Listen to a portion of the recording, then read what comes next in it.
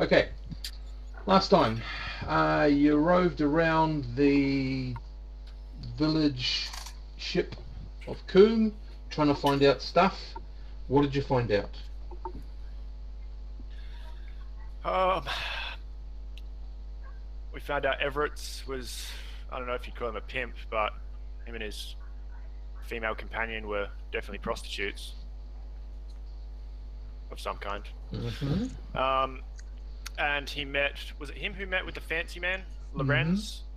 Mm-hmm. Yeah, he met with Lorenz, who came off that fancy boat. And apparently he just wanted to do some prize hunting in the area and was coming back in a Coombe week, which is actually 2 weeks in the rest of the known everywhere.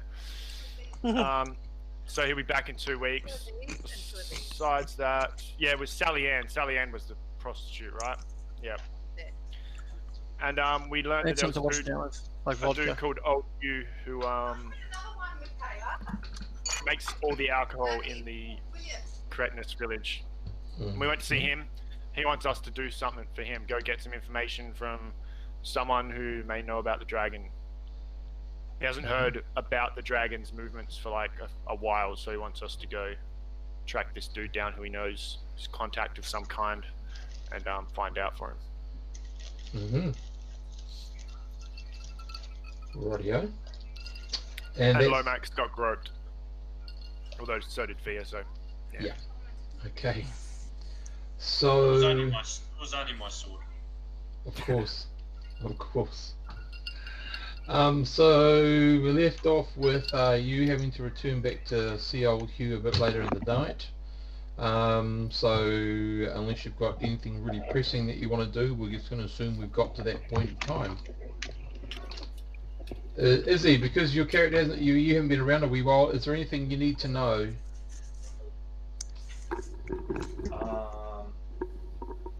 Yeah, what's this deal with the pimp? That sounds quite interesting. So we're in the swamp currently? Yep, that picture is very reminiscent of where you're at. Okay. If it's a swamp pimp, I don't think it's worth paying for. That's what I'm saying. No, I think I can start to try to roll with everything. Okay, rightio. So the group basically is the group trying to put together 2 and 2 and come up with 4. So far they've come up with around about apple pie. That's about it. All I can say is, judging by that image of the town, I'm going to need to find myself a seaworthy crate. So Old Hugh's block of village or houses is not connected to this main warren that you see before you. It's behind, closer into the swamp. So you will gain access again by getting someone to take you across in one of their small rowboats. Several people, as you're sort of approaching, you see several people leaving his establishment. You can't really make out who they are. It is getting dark, it's a bit steamy, and yeah, you can see most of them. The one thing that is obvious is they aren't dressed like town folk. They're more dressed like people who are going to be going out somewhere into the wilds. But that's about all you get. From what you can see, you can't really make head nor tail of who they are. So you eventually get over to Old Hugh's place, with your group intact. So I think we'll go from there. So he was originally talking with Fia or Lomax, I can't remember. I was talking to him and drinking, but I think Lomax was talking to him as well, maybe. Someone offended him, that was Varky, I'm pretty sure. Yeah. This is the dude with one leg? Yeah, the one leg, yeah. Yep. Typical Varky. Yeah. I didn't really converse with them. Okay.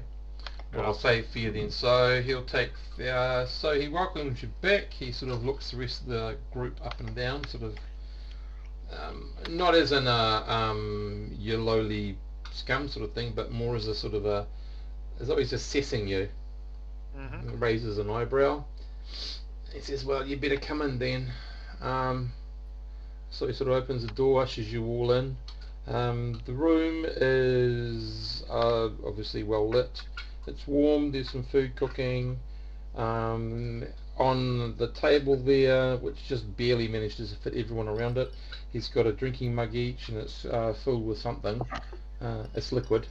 And he says, righties, so it's good to see that you come back, he said. I've been doing some talking to people I know. They haven't heard much of anything. Although some of the people that I normally talk to, we haven't been able to contact. So basically, he says, if you're interested in finding out, you can find out some information from me as you find out information that you need. He's willing to offer you a small boat, a small rowboat. It's a flat bottom rowboat, so it goes through a lot of shallows, but it also means you won't be able to have a mast or anything on it, so it's all rowing. Unfortunately, Lomax, it will not be filled with Bob, Bruce. Bill, Ben, whatever his name is, Bruce. Bruce. Yeah, but I think you organised how Bruce is going to be taken care of, hopefully. Yes. Yep. So he sort of gives you, he's sort of indicating, are you still intending to do this? I think we are. As long as you Right. reckon we'll be back within a KAM week. It depends on you. He gets No. up, he goes to the back door of his house, and this is the first house you've seen with actually 2 doors. Everything else normally has a door. This has 2 doors, this place. He opens it, and he says something, and in walks a guy. So, this guy's dressed in, how could I describe it? Dark, ragged sort of leather. It's obviously been made of offcuts and sewn together several times and repaired. It all looks very functional. It has an unusual sheen to it. You're not quite sure what that is. To describe the guy, he stands about 5'7". He's not got a lot of hair. It's all very short cut, although he does have a bit of a beard. He's got green eyes which seem to be quite piercing. They sort of almost look through you. And he just looks at old Hugh, and old Hugh just sort of nods. His hair is sort of some sort of dark colour, you're not quite sure what, because you can't see that much of it. And his beard's been, I guess the easiest way to say it is limed. So it's got a sort of a white opaque sort of ness to it. It's not a big huge heavy beard, it's quite a small beard. At his side he carries a very thin looking dagger, a short sword on the other side. He's got on his left arm he's got a buckler. He has the pleasant odour of swamp water, I guess is the best way to describe it about him. He sort of comes in, pushes his way in, sits down, grabs one of the tankards and has a drink, and he just nods at everyone, and he says, I'm Bailey. He's who? I'm Bailey. Bailey. How goes it? Dry at the moment, and he swigs back the drink. For long, most likely. Yep. So, old Hugh sort of takes that moment while he's refreshing himself to say, so this is, you just met Bailey, he's going to be your guide, basically. He's familiar with the area. He doesn't know it as well as some of my friends, but he'll get you through.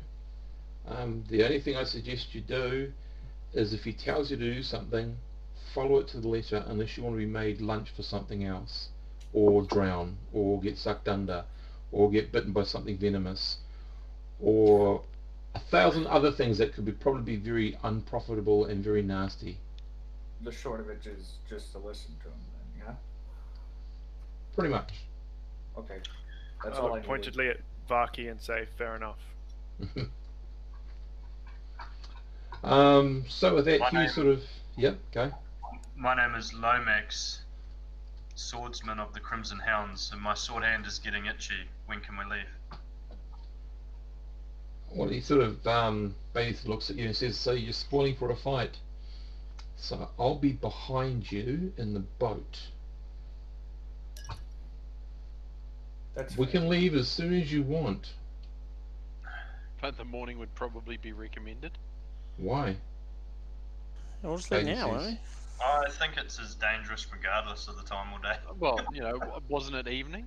Yeah. Do you really want to be rowing out into the middle of the dark? But he says, in I control. know this place like the back of my hand. Well, he seems like a trustworthy fellow. Saddle up, boys. And he says, the other thing too is we might not want to be seen by some people leaving the town. Oh, that is Yeah, true. I would prefer not to be seen by, anybody. You guys know why. Right, so Bailey looks at you, Volmic, and he says, would you be an elf? A what? An elf. An elf? Hmm. Is he asking him or accusing him? Like, No, he's asking him. Yeah. Yeah, I'm an elf. It's like, would you be my wife? Okay, he says, well, okay, that's good. Because it wouldn't do if you're a dwarf, because you'd probably sink if you're Yeah, a dwarf. dwarves are stinky and they can't swim and they get told to get out of the water by people all the time, Mm. Good, he says. Oh, but dwarves are fun to toss. I mean, What? That is true. Bailey But gives you a the look last and like, time- what the hell? The last time I saw somebody throw a dwarf, he threw him into a stone wall, but also threw a skeleton, and he cut the skeleton midair, and that was pretty cool, though, right, guys? Yeah, that was pretty cool. That was, but I'm an elf, so, Oh, Right, good, right, he says. perfect. Good. So he says, I've never met an elf before, so would you mind if I talk to you and ask you questions on the trip? You can ask me some things, but we are very secretive about our I'm gonna love You know. listening to these questions. our Okay. background and stuff. So, like, You might not get answers, but feel free to ask away. Right. yeah, I don't have a problem with it. Right. Okay, well, Bay says, and he chucks the kinky down on the table, says, well, if you're ready to go and you bought your stuff, let's go. I'm ready. Right, so on the other side of Hugh's house there is a lantern, and so it illuminates what you're looking at. So you're looking at a rowboat, as I said, a flat bottom boat, so it's a bit wider than normal. It could easily fit three abreast. So you're looking at a boat that's around about 7 foot wide, but it's around about 12 foot long. In it, at the bow and the stern, there's a couple of things. So there's obviously the guy's put his small pack in the stern. In the front there, you can see some rope. You can see some oars sitting inside. There's 2 rows of oaring, so there's like a pair, one each side, and then a front and a back. Excuse me. So yeah, so it says, so who's going to be rowing first? I'll row. Right. Lomax will row. Yeah. So okay. And who's going to be steering? Bailey asks. I'll steer. Radio, he says. Because I'll give you instructions. He says, do you understand port and starboard and all that sort of stuff? Yep. Oh, good, he Yeah. says. Bow, Already. stern, Sure. port, Ports. starboard. Port's forward, starboard's left. No. Port's left because it's got the same number of letters. There is Well, that that- too. well, And he that is says, good. and traditionally that's usually the side that the ship pulls up on. But anyway, at port. But yes, it's the easy way to remember which one port is because it contains the exact same number of letters as the left-hand side. Right, he says. But he says, I don't really take much to reading. Anyway, he says, right, well, stow your gear under the seats and get ready. So he takes position at the bow, and basically he says, so the pace you want to keep is a very slow pace while he sort of just finds his way out of the coombe area into the swamp. So what he's going to do is he's standing at the bow, checking where you're going, giving you directions about, he might say port side row. That means the pit rowers on the port side, they row their oars to turn slightly, the rudder and all that sort of stuff. So he sort of gives you a very brief overview of some very simplistic sort of things that he needs you to do. And he says to Folmic, is it true that you guys can see really well in the dark? That is, yes, absolutely yes. Good. Would you then mind just being the person who just keeps on checking our perimeter all the time? I'll make sure that I take note and actually keep my eyes out as well. Mhm. Yes, I can also do that. Good, he says. Rightio, so you all get set up, so I just need to know roughly, I'm just going to quickly write it. It's easier to do it that way. Underneath the picture. So, oh God, come on. Okay, so you've got 1, 2, 3, 4, 5, 6, 7. There's only 6 of you, isn't there? Because Lincoln's the only other one that's not here. I was about to say Lincoln and what about Sid's character? Is Sid? Yeah. I don't think that's going to be happening for a wee while, so I'm going to say I've just retconned him out for the moment. Okay, so Bailey's in the front, Melody's in the back, so that means the rest of the 5 of you have to put yourself somewhere around the boat. So does Vaki have a role, or can I sit there with my crossbow looking for things to shoot at? It's pretty dark. You would probably be rowing. You'd probably be on the other side of Lomax, yeah. Sold. Yeah, so I'm at the best vantage point my infravision can provide. rightio. So Fear, that means you and Rosetta would probably be the other people rowing. Okay. We can handle that. Yeah. Well, probably Lomax and Vaki will probably do the majority of it, but All right. Yeah. Like we'll be on the. Yeah. All right. the Cool. auxiliary motors, so to speak. Yeah. Yeah. That's cool. We can handle that. Right. Okay, and basically you'd be behind Bailey Folmac. Okay. Yeah. Okay. Rightio. So going to the swamp, it's like it takes you all of about half a minute, and all you can really see is the light from the back of old Hugh's house and some other lights, and they're sort of covered in mist, and they're just this ball of mist illuminated by this light.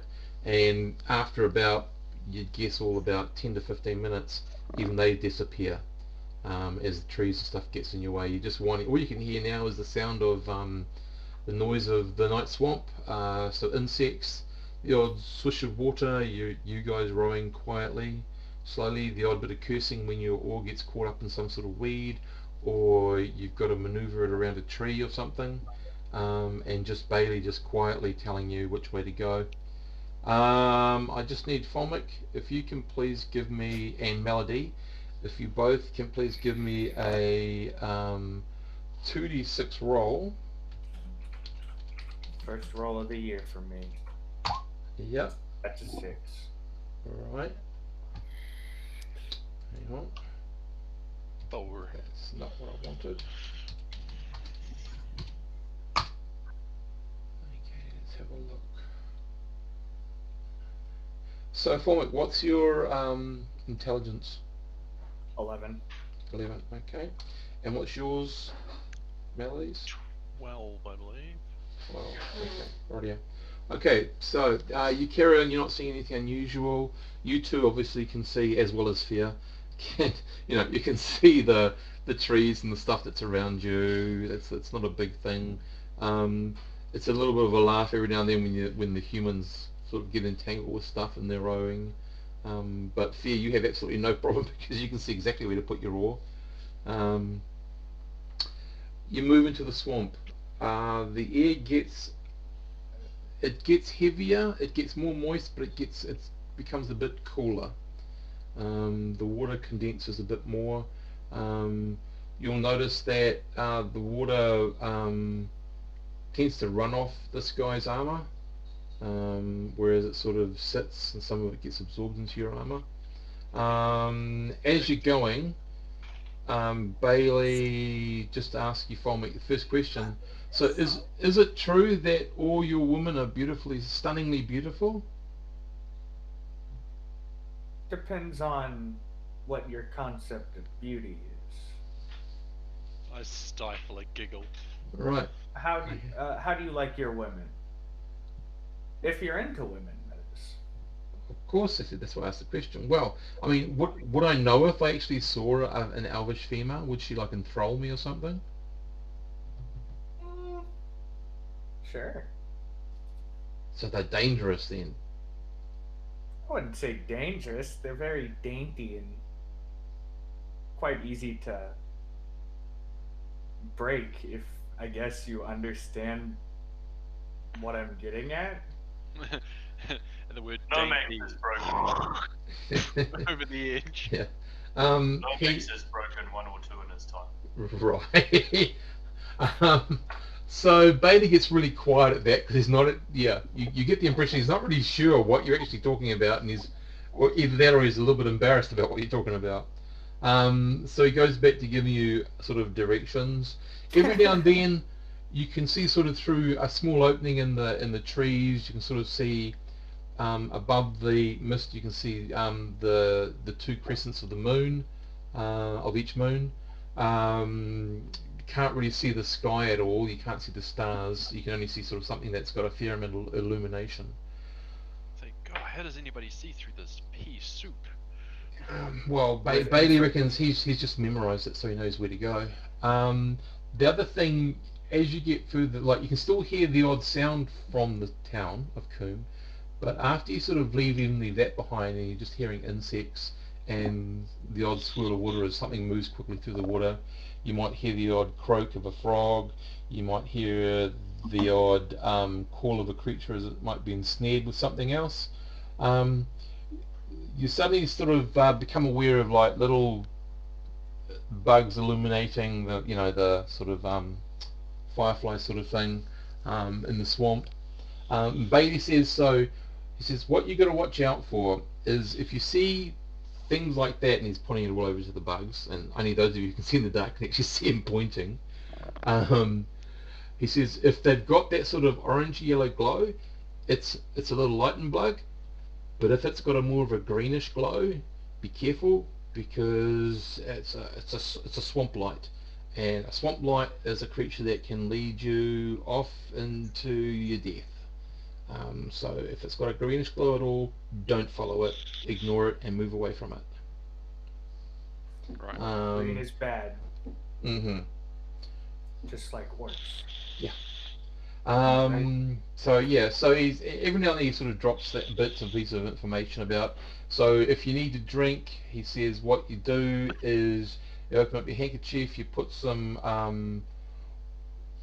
water in it, and you strain it into a container, and you toss out whatever's left over, sort of thing. Most of the water in the swamp is potable, especially where there's vegetation. It may not look nice, but as long as you get rid of most of the vegetable matter, you should be okay.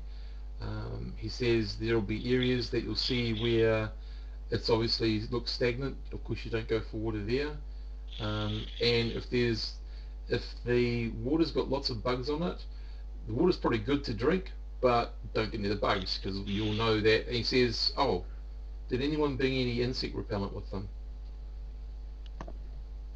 No, not that I'm aware of. Okay, he says. He sort of asks someone to pass up his knapsack.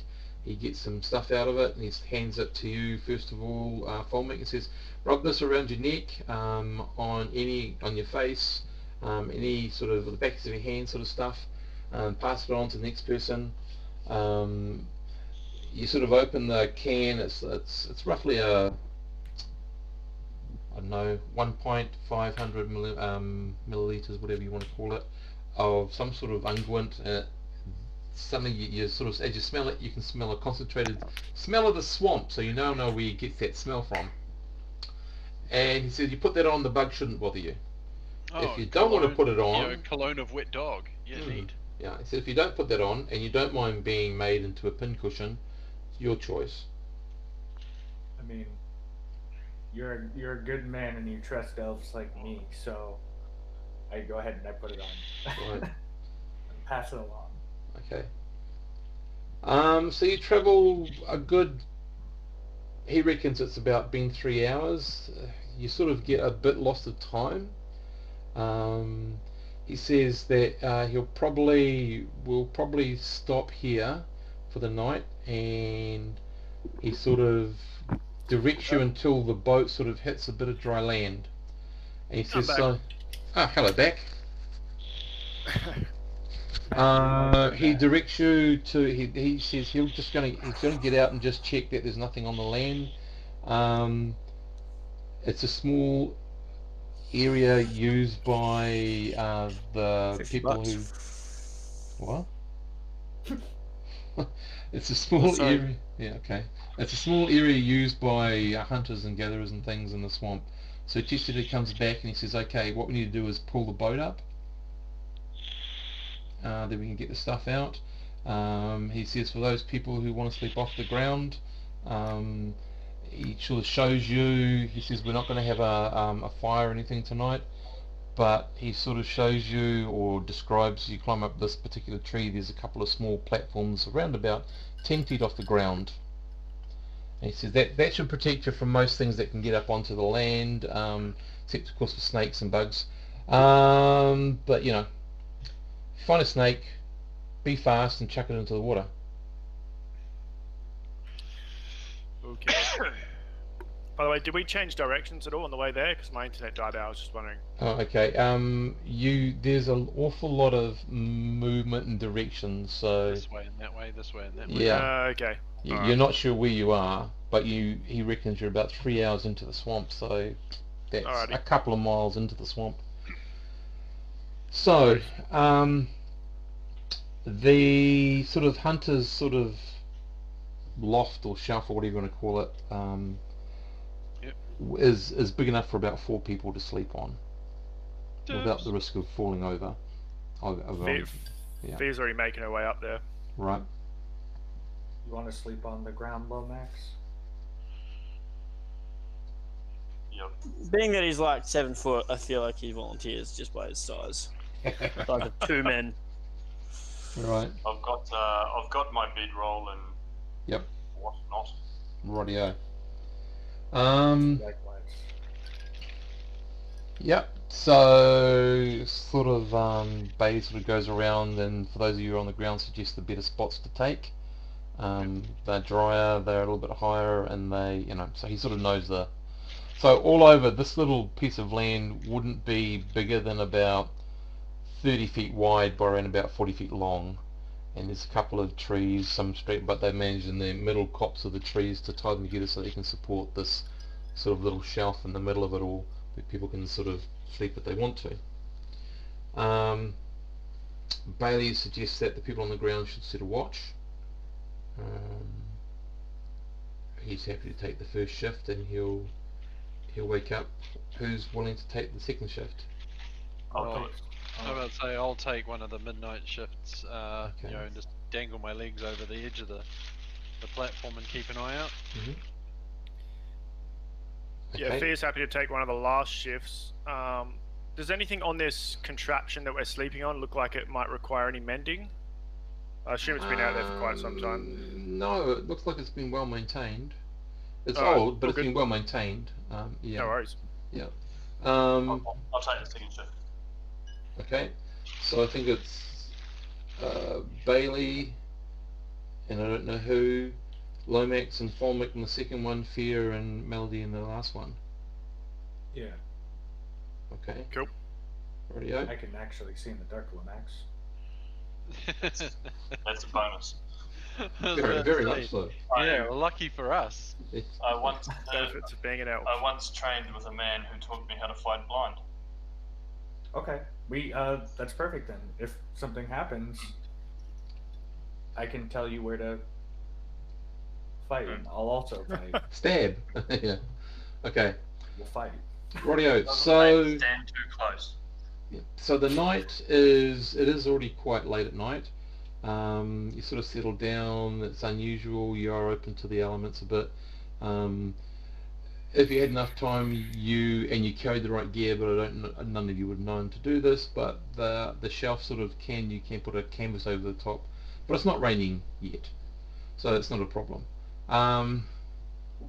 It's probably those of you who don't have problems being outside like this have no issue. Those of you who prefer an inside sort of life would probably feel a little bit more uncomfortable.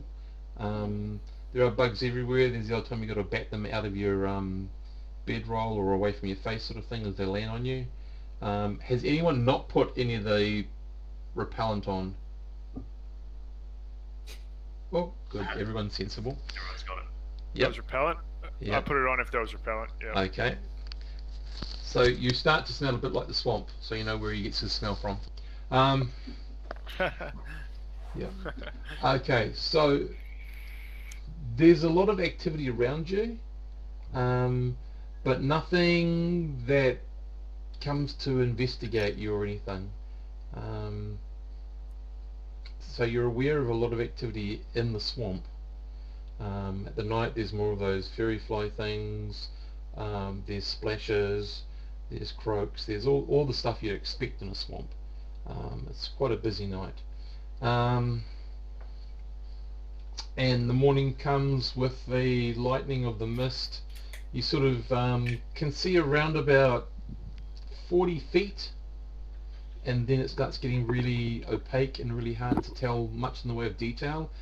Around about 60 to 80 feet you really can't see anything but the mist, and Riley tells you that a lot of that will burn off during the day. The mist comes up in the morning when she heats up and when she cools down, sort of thing. So you have a breakfast, a cold breakfast. Fear, you'll see that you can see the structure a lot more clearly. It's got some really clever design. It's been well maintained. Bailey seems to be walking around the perimeter of the island for some reason. You're not quite sure why. Doesn't seem to tell you why. And pretty much you get in the boat and it's almost like the night, except for the fact that you can see a bit better in the day. You can hear more bird life around you. There's the odd time you will see a bird, either in a tree or flapping away when you disturb it. Yeah. The swamp itself doesn't smell that bad. And Bailey sort of says in another day or so he's expecting that where you might start to encounter some of the less pleasant inhabitants of the swamp. This close to the town, they don't tend to bother much. So just be at rest, he says, because apart from the odd snake, there's not that much out here to harm you around here. If you're talking about the other beasties, well, perhaps soon. So he takes you through the swamp some more. You can see the sun climb in the sky, as he said. Just short of midday, the mist gets its lightest. So you've got good field of vision out to about 100 feet. Around about 140 feet, it's, there's too much vegetation unless you get into a big open place where there's no trees and stuff, or the mist is in the way. So you just keep going. Those of you who look over the boat as you're going through, you can see some sort of fish below you and bigger things chasing the fish, which you probably don't really want to know what they are. You would guess that the swamp varies in depth, possibly anywhere up to like 20 feet deep in some parts. You do see the odd snake swimming through the water, the odd small animal, probably very large looking frogs, birds, as I said. There is the odd reptile. Crocodile? Yep. Nothing sort of over, you're not talking about big creatures, you're talking about like things 5 to 6, 7 feet long, So either they don't grow that big here, or they're just very young. So long as we're not talking Lake Placid material. Yeah. So yeah, and they seem to be more interested in the easier to catch stuff than your boat. There's very little happening. You do get to see, Riley sort of points them out, the swarms of insects. He's got a kerchief that he pulls up over his nose, and he suggests if anyone's got any, to do the same thing. It's much easier breathing that way instead of having to breathe in and then spit out all the insects that get into your mouth. And he'll sort of tell you when you're about to do that, and there's a couple of those you pass through. The swarms are about 40 feet wide, so they're quite big swarms of insects. It does take you a wee while to get through them. So they do tend to be in your hair when you get out, sort of thing, you know. Oh, I was about to say, I probably will have put my hat away in favour of like a bandana when I sort of changed things Okay. around this morning. Cool. But still keeping it fairly obvious, or hiding it, the fact of when I do change it. Mhm. Probably whilst I was on watch. Cool. I use my beard to block the bugs. Well, Lomax, you not Lomax, sorry. Oh, perhaps Lomax, but Folmic, you've got a beard, so you find lots of insects in your beard later on. Yeah, the day sort of wears through. There's not a hell of a lot, but one thing you do notice is that the more you travel, the more activity there is around. The terrain doesn't change that much. You get some narrow channels, some wide channels, some shallow channels, some deeper channels. Every now and then, so Bailey will point out, it's still a little bit beyond most of you, but you're sort of starting to get an idea of how you can pick what's solid land and what's looks like land isn't actually land, it's just floating vegetation. So you're getting a sort of an idea there as to, if in an emergency, if you have to jump for land, what you're sort of aiming for. And he sort of points out which trees hold your weight best, and it's best not to have more than one person in a tree at any one time. They're all fairly straggly, they're not big strong trees.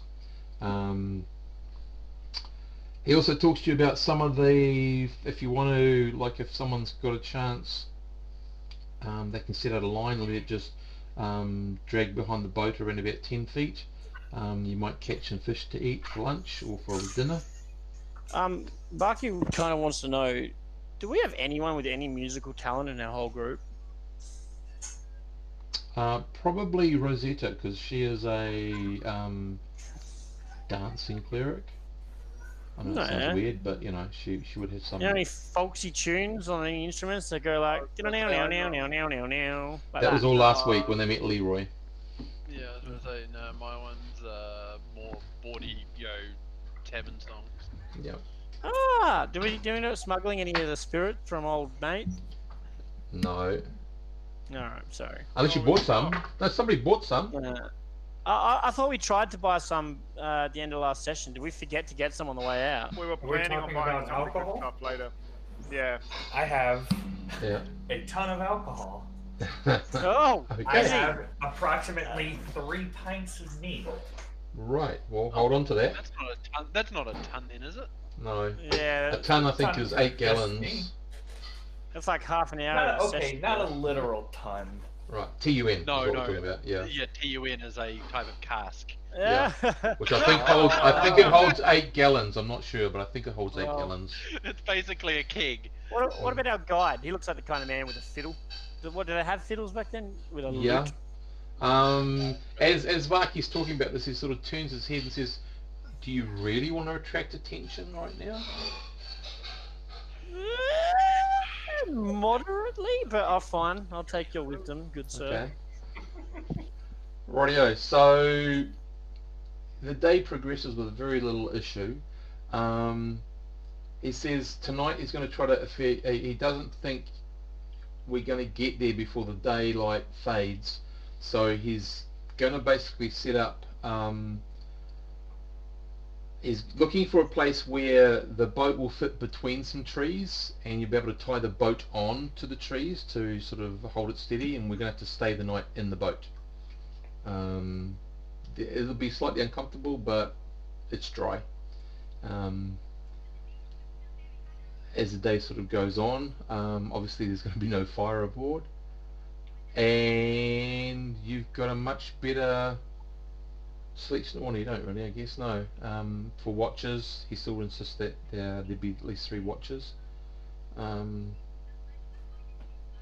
night, as you can sort of start to tell when the night's starting to turn, because the mist, like a good half an hour to an hour beforehand, starts thickening up. Starts getting a bit cooler. You're traveling, and he's not finding any place. You're actually finding more open spaces than not, or not enough trees for his satisfaction to tie you off. He's trying to find like 4 or 5, 6 trees together where he can get the boat in between, sort of thing. And he's just not finding anything. I thought you knew this place. Is that through He the... does, he says, but it's just the speed at which we're travelling. I'd hope we'd be a lot further on. Oh, I was about to say, is it just because he can't see far enough into the swamp, or is it... Well, the problem is his vision is getting smaller and smaller, shorter and shorter. Okay, well, so if he points out what he's hunting for, I'll see if I can't spy it off in the... Okay, can you give me a 2d6, please? And Folmic, please.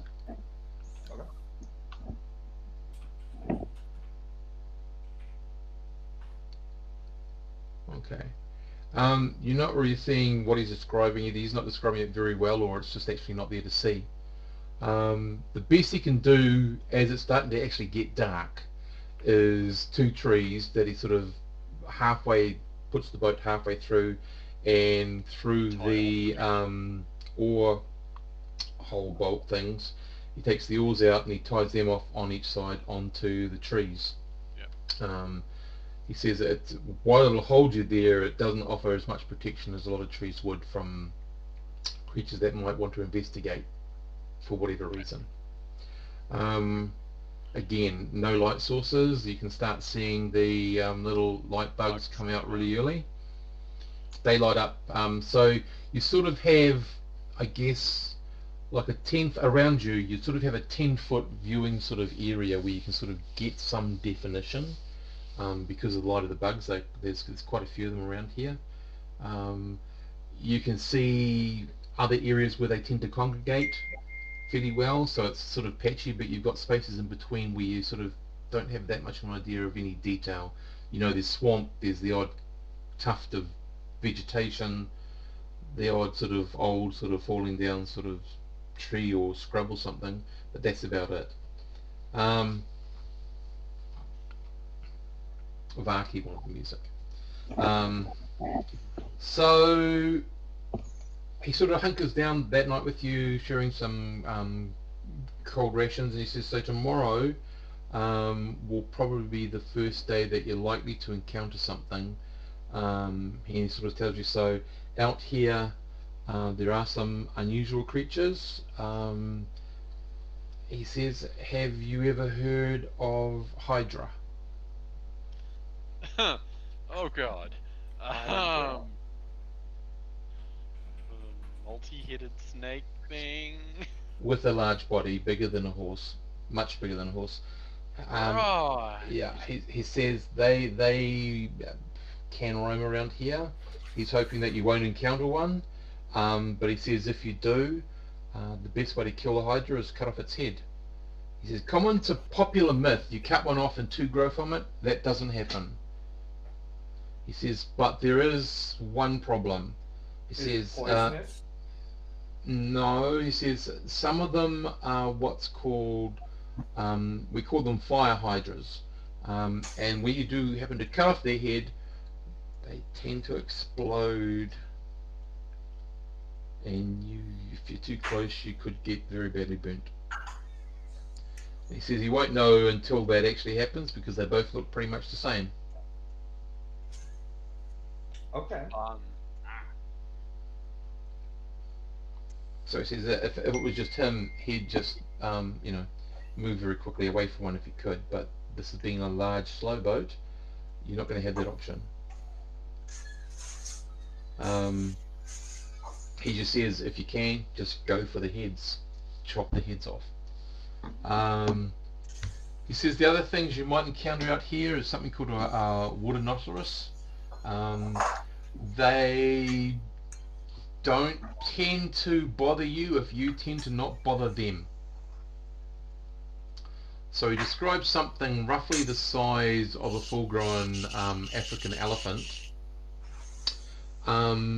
He says it's really beautiful when you see one. They're very rare when you see them, but you'll know they have a horn in the front.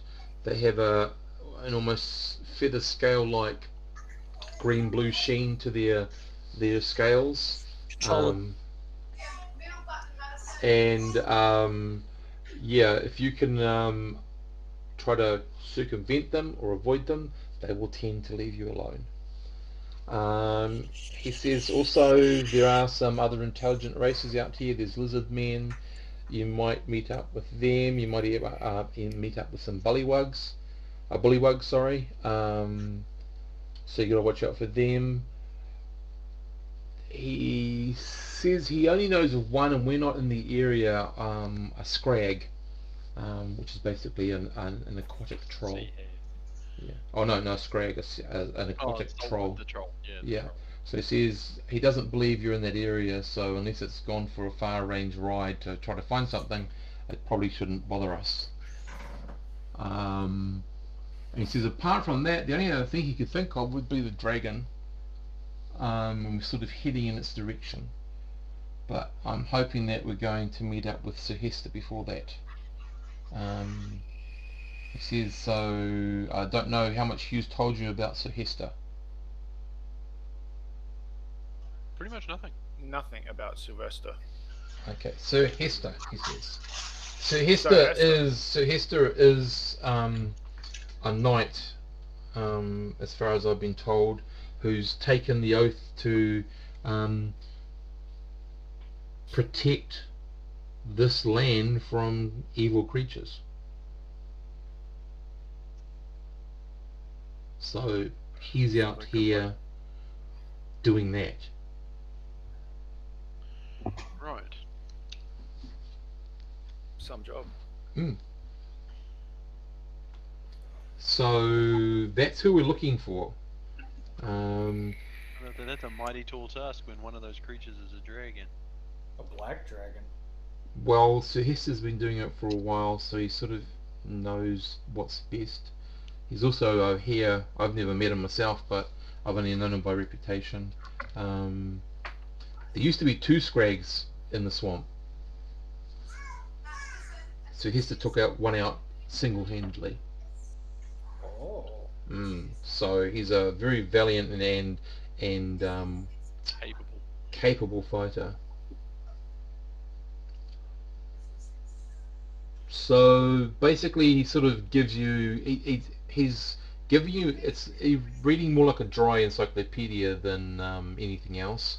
But I don't know if there's any questions you want to throw at him while he's telling you all these bits and pieces. Are there any of those water lizards, the big ones? Hydras. How big do those water lizards get? Well, I've heard tell of one of the other swamp hunters seeing a 9-headed hydra. Oh, not one of those.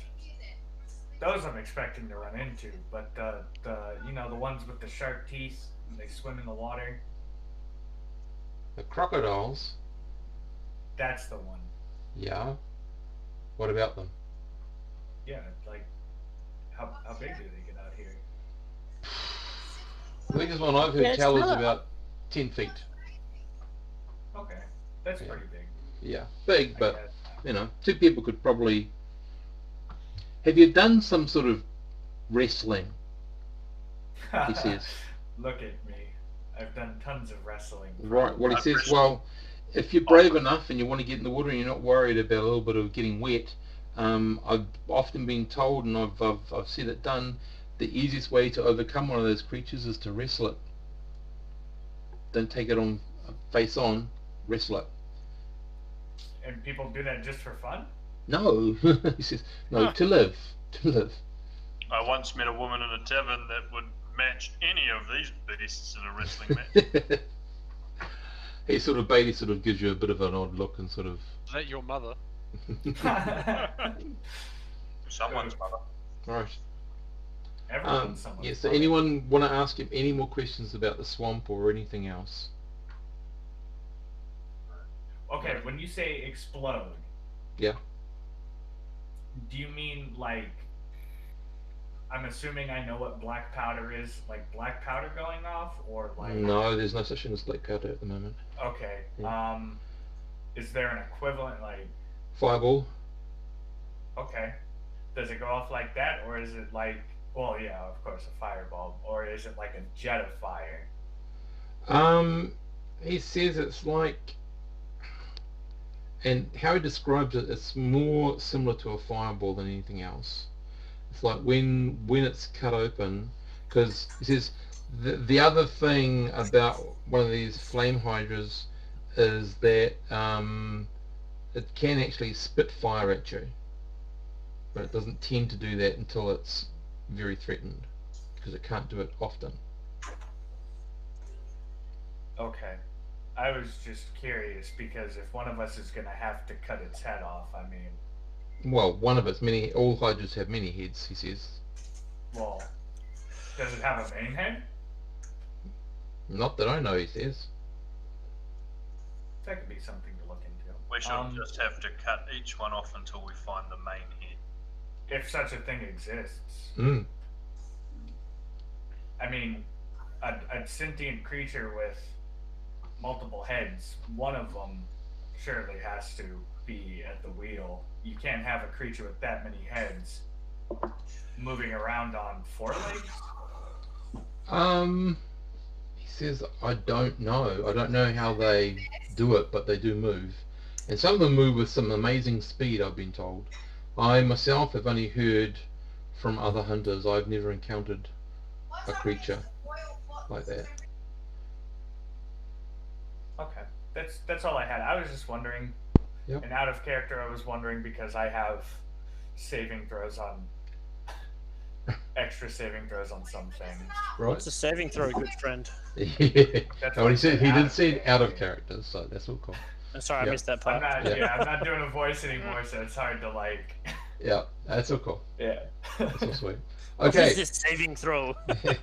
I want one. They sound good.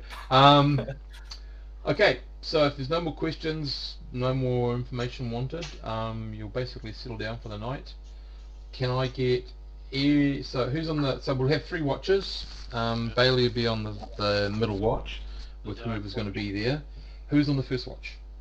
I'll take the second watch with Bailey then. Okay. So who is I'll the... pick first. Okay, so... Lomax. Lomax and Folmic. Okay, I need you guys to give me a 2d6 roll, and I need to know Lomax what your intelligence is. My intelligence is 11. Okay.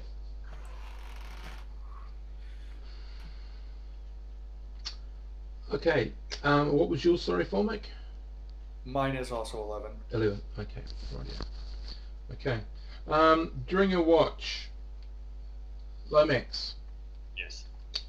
it must be your intuition or something clicking in, because during roughly 3/4 of the way through your watch, you get that feeling that something's watching you. You've had it many times before, and most times it's panned out to be true. And you sort of get a direction roughly where you think it's coming from, which would sort of be from where you've come, but more to, as you're facing it, more to your right. That's the best way I can describe it. I don't know what you want to do with that information, because just sort of generally looking in that area, you're not seeing anything. Okay, so I'm going to lean in and whisper to Folmic. Yep. There's something in the dark. You can't. It's in that direction there. Mm-hmm. Are you able to have a look and see if there's anything you can see? I use my infravision, which I'm assuming is on all the time. Oh, in the Drist book, Curiosity, massively out of character, he kind of like, they refocus into the different visions. Is that true in D&D or just those books? As long as there's not a light source around. Yeah. You gotta Around it basically is like night vision. You blind yourself. yeah. So it's like you do activate it, like you do something internally and kind of change between the two. It's more like just readjusting to the new light and swapping over from one type to a heat vision. Yeah. Is there a time factor to it?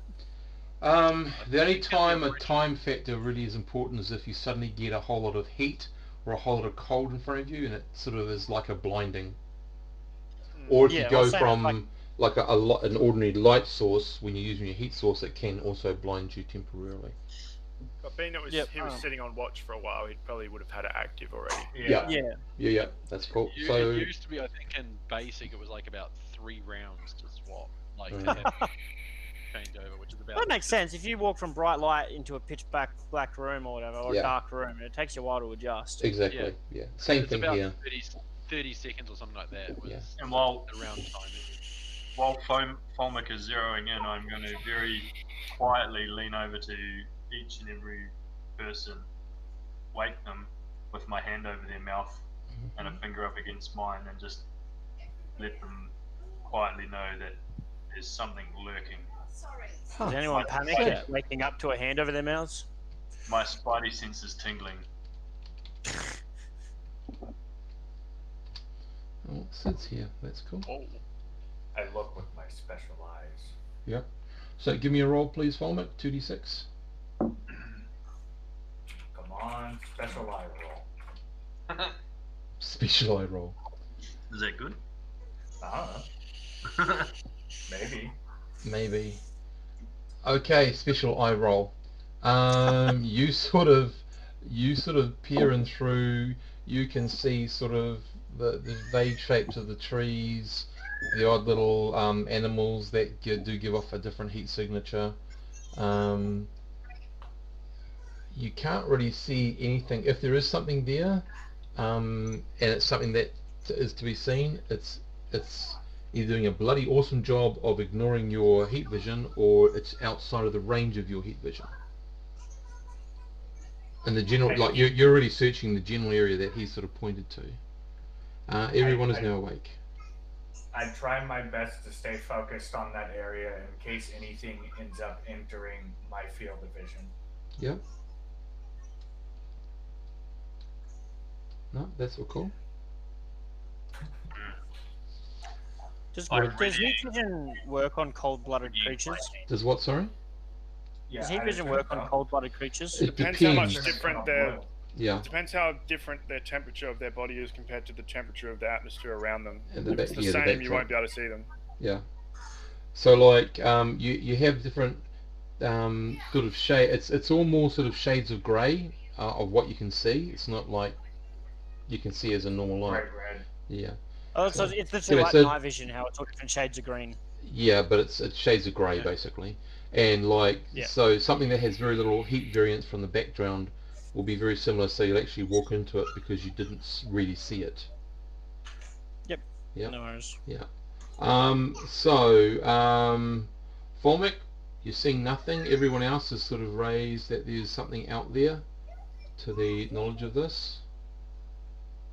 I have both over hand axe in each hand. Yep.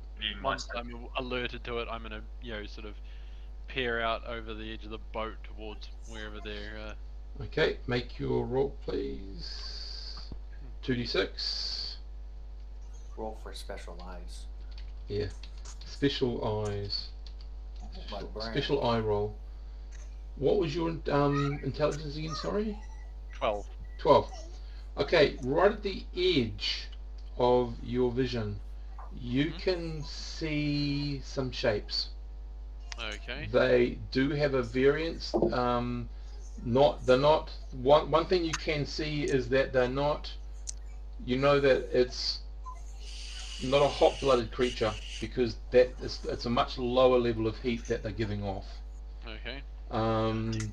These things, if they're on something, they're not very tall. The bottom part of their body sort of melds with almost like the water, perhaps. So you're looking at something perhaps around about 3 to 4 feet in the water. It's a vague human shape. Oh, no, so it's humanoid. And you can sort of see perhaps 3 or 4 of them. Okay. And they, like, some of them sort of keep on coming in and out, so they're right at the extreme of your vision. So this is making it really difficult. And of course, you're not moving anywhere. Yeah, exactly. Like I say, I'm peering over the edge of the boat so that Yeah. they sort of don't know it. Yeah. I'll whisper to whomever is sort of closest to me, you know, what I'm seeing, where I'm seeing it. Mm-hmm.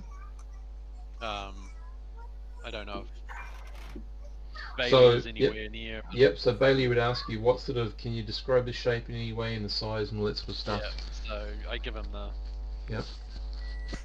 Okay, so he's thinking it's one of 2 possibles. It's either bullywugs or lizardmen. Either one is bad. Lizardmen are really ferocious, whereas bullywugs tend to have numbers on their side. The fact that they are investigating means that you guys are gonna have to double up your vigilance, he says, because Okay. yeah, So we're just going to be very aware of what's out there. I'll keep my eye on the group that I can see as best as I can, and sort of suggest then that if there's if it's the possibility that they've got the numbers, somebody might be wanting to check for a surrounding party on the other side, or. I'm going to suggest, given that we're in a craft, that it's not conducive for fighting. And perhaps, given they're investigating, irrespective of which humanoid they end up being, that maybe we untie and push off. All in favor? Well, Riley would suggest not, because that means you're in water, and it's the water levels here vary. So you could, if you're out of the boat, you could stand. You could actually not have a bottom to stand on, and you're in their element. At least tied here, you've got a boat to stand on. You've got a little bit of fighting ground, but not much. So he's not in favour of undoing the boat from the trees and leaving. No, but he does like the idea if somebody wants to sort of scan around the whole area. I will try to use my specialize again. Specialize, okay. Special eye roll, please. Special eye roll. Okay, so Folmic, you scan around. You don't see anything on the other side or anything, but as you're sort of coming around, just about to tell people there's no one there, you pick something up on the surface, and it's around about 30 feet away. Yeah, it's definitely got a sort of a very large frog head shape. One of these, it looks like one of these things is coming in a lot closer to investigate. You can only see one, and it's just like, it's just above the surface of the water, so you can sort of just see it. You said it's frog-headed shaped? Frog-headed, but the size of a human head, frog-headed shape. Frog head, I say. What are the chances of you being able to direct my arrow onto this target? Well, is that smart, Bailey? Only if you want to start fighting with them. All I would say is have weapons hidden but at the ready. But yeah, let's not force a fight if we can help it. He says that although, does anyone have the ability to strike a light real quick? Because if you are forced in a fight, he said, sudden light will blind them temporarily. And us.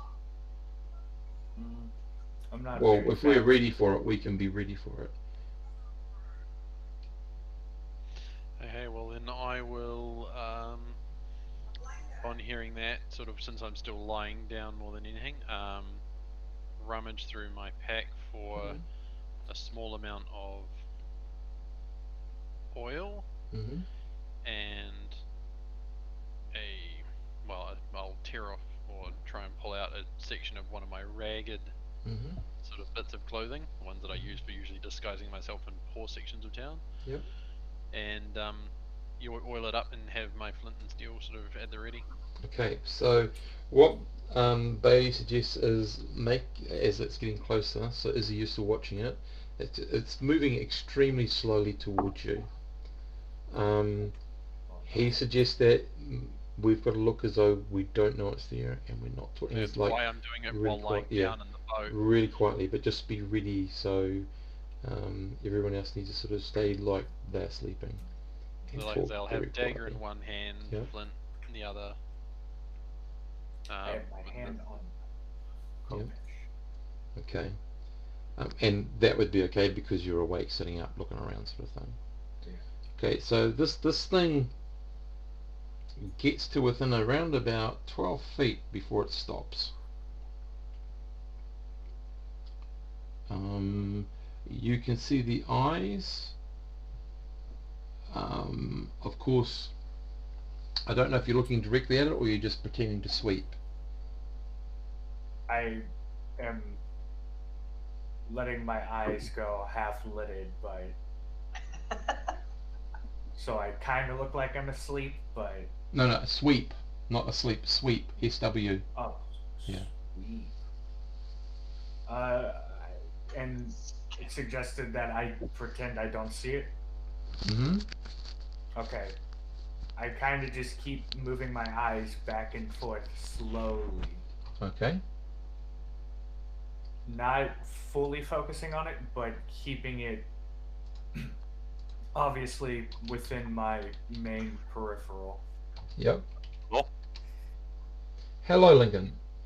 You're in the middle of the swamp. Some sort of creature is sneaking up on you guys. Awesome. Attempting to sneak up. Yeah.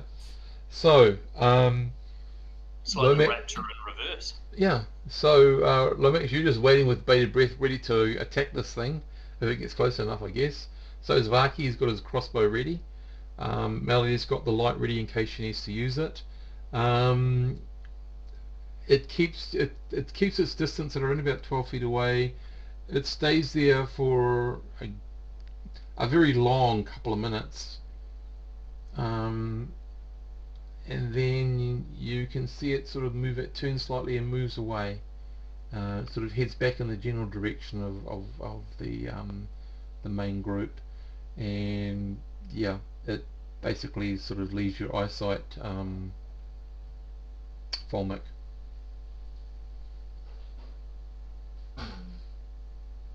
It does it very slowly. Very creepily. Yeah, you would, if you weren't aware of it, you would probably mistake it for a clump of vegetative material or something just drifting in the water. One of them is gone. Do you still see yours? Oh God. Melody. Melody, the girl. I don't rightly know if I can still spy the ones that were at the edge of my vision. Okay, so have you been keeping an eye on them?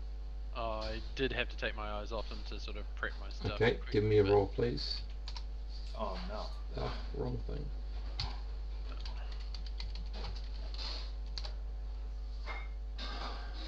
What was your intelligence, sorry?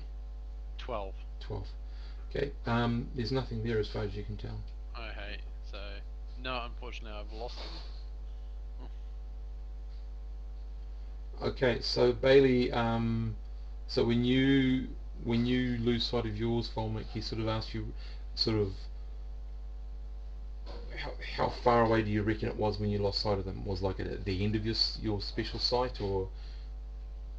He just kind of drifted off slowly and away. He came up about 10-12 feet. Yeah. And then turned and floated off, I Okay. suppose. Rightio. So Bailey thinks that it might be good just to double the guard and just have 2 shifts. So he'll stay up and somebody else needs to stay up with you two, and then yeah. I can help with second shift as well. Okay, he says. So you go through the rest of the night quite sort of anticipating something, but nothing else happens. You're greeted in the morning with the mist. It's a little bit thinner today. There's still a lot of noise around you, animal noise. You can see better, obviously, and you're travelling. Well, Riley's taking you in a direction.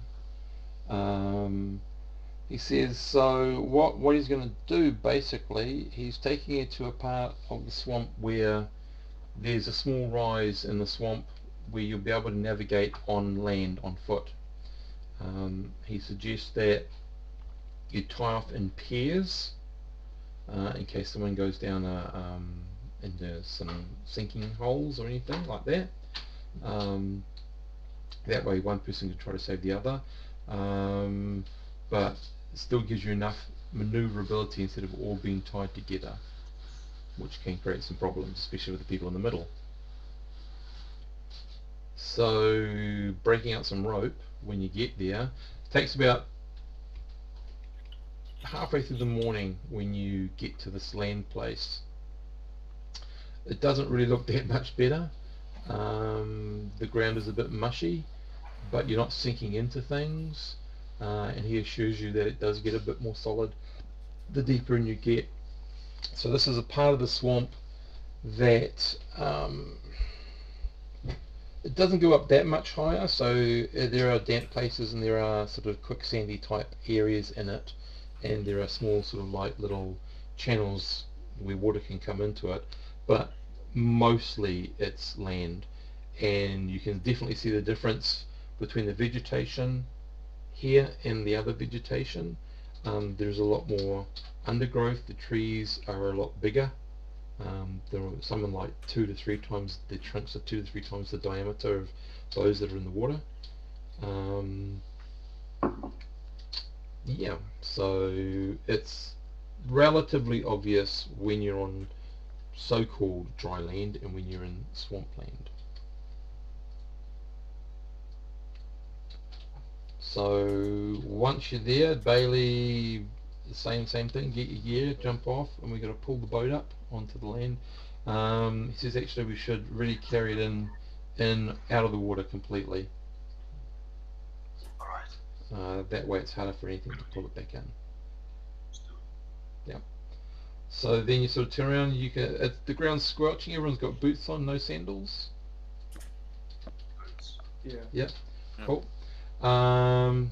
Is there any other special requirements or preparations anyone's doing?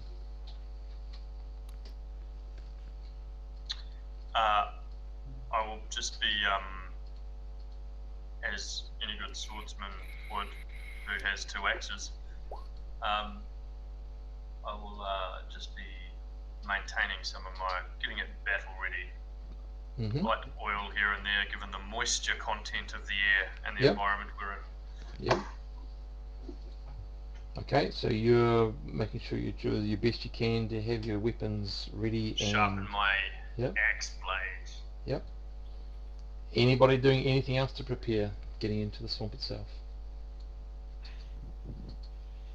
Not that I can think of. Applying more insect repellent. Yep. I'll be trying to sort of. Wait, we have insect repellent? Central. You don't have a lot. Bailey's providing it. Sorry, Melody? I'll be trying to get myself central to the group. Obviously, so I've got a decent amount of 360-degree vision to try and spot anything. Yep. Vision at the moment is around about 120 feet. Yeah. I will probably try and maybe use some foliage with the mud to try and sort of maybe make myself a lot harder to spot in amongst the vegetation.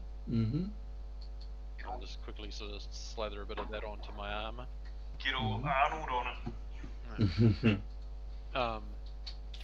And then also maybe sort of just be waiting with a pair of daggers in my hand, 2 small weapons rather than have my big sword out. Okay. Anybody else doing anything else? Oh, other than that, I will have the one of the rag that was ready to be caught on fire tied around one of those daggers as well, so I can still. Okay. Yep.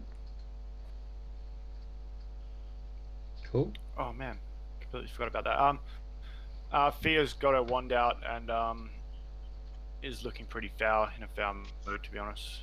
Stepping into this fetid swamp. Yep. Spells for the day, Fia? Yep, I'll message them to you.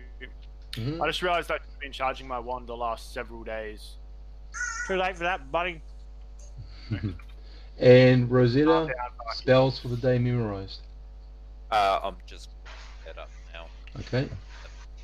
How many spells I have? Okay. So everyone else is ready to rock? Is this getting close to where we want to be, or? Bailey reckons that you've got about a day and a half's travel to get close to where you want to be. Okay, cool. And then you should be able to turn around. Does Bailey know if there's poisonous things in the swamp? He's been all along. He's been telling you things like about the hydras, about if you get a snake, if you can grab it quick enough and chuck it away, that's the best thing you can do. Dragons. Yeah, dragons, the water rhinoceros, the bullywugs and the lizard men. He's shown you he's giving you some advice if you're in a swamp where it's lots of water and you've got trees, only one person to a tree. He's told you about some of the food that you can eat, stuff that you shouldn't eat, how to get some potable water. He's giving you as much as he can in very short form. Sweet. Wrestling crocodiles. And yeah, if you are attacked by a crocodile, go in close, basically he's saying. Don't take it on face on sort of stuff. Yeah. Wrestle it like it's your mother. Cool. Okay, everyone who's messaged me, that's all cool. Alrighty. Cool. Yep. And if no one else is doing anything else, you're about to set off. So movement is going to be relatively slow in the swamp because, as I said, it is a bit boggy in places. As you travel within the hour, you've been on dry land, you've been up to your thighs in wet water, not mud, but like water, so as you've had to move through stuff. And you're just sort of trudging on. So Bailey is the person that is in front. We don't have a ranger anymore, do we? No. Okay, so Folmic, if you're still sort of taking the standard how we had you guys in the boat, so Bailey in the front, Folmic next, Yes. probably Vaki and... Vaki's probably in the middle if possible. Well, Vaki and Lomax next, and then the two girls behind them, and then Melody at the back. Yeah, is that okay for everyone? I'm down. Yeah. Sounds good. Okay. It's good because it means that I get to pick the best path through if I've seen people sort of. Possibly, yeah. So it's just depends on who you're tied to. So probably Folmic, you and Bailey are tied together. I was going to say Fear. I'm surprised you're not on Lomax's shoulders.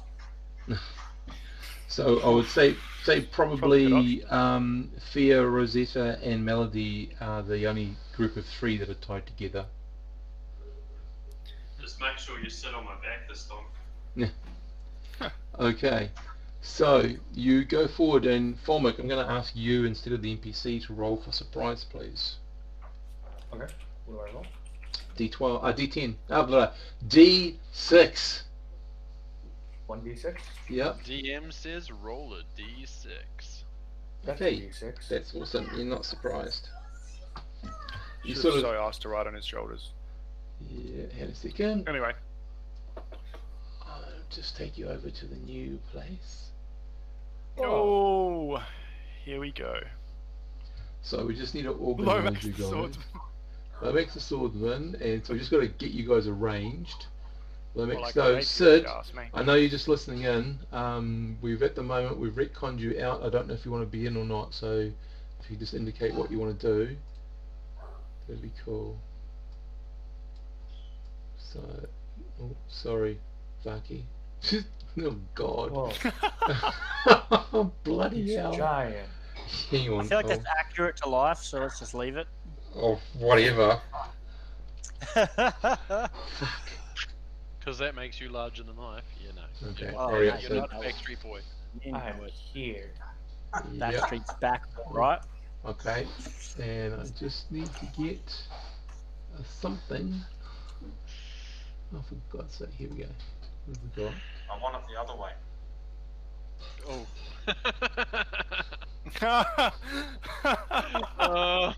How many of those are we going to be able to get in there? That's terrifying. Mate. I was anticipating that one. Not in that way, but I was anticipating something relating to that song coming out. Just so quick though, Okay. like, oh, instantly.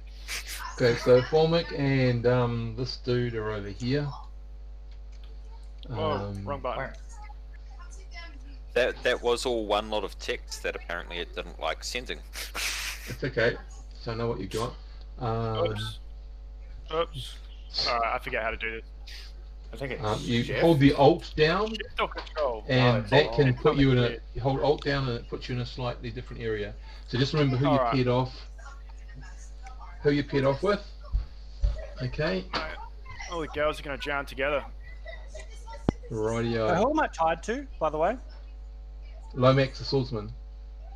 So how far? Side by side? So how far can we separate? About 10 feet at max. So where you two So- are now would be about it. All right, sweet. So now Lomax. I just need to Do not run off. see how far away. I will not. Here we go. I don't this will even be run fun. from dragons. Cut the I rope, do. he's out Come of with there. me. Why did I agree to stay with Lomax? He seems so fearless. Oh, well. Never share a foxhole with anyone crazier than yourself. Okay, you sort of hear it more than anything else before you see it.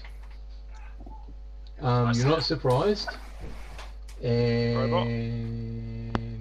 just gotta get there. So boom, boom, boom, boom. Hopefully you wanted to roll low. Oh my No. god. Oh no. Ah! Oh no. You see before you My a God. three-headed hydra. Oh. It's sort of Fine. lifting its heads out of the water. It's been chewing on something, which you sort of see as the remains of some sort of crocodile. So it's torn the body in half, but the two parts of the body is still sort of on a hinge sort of thing, so it's still together.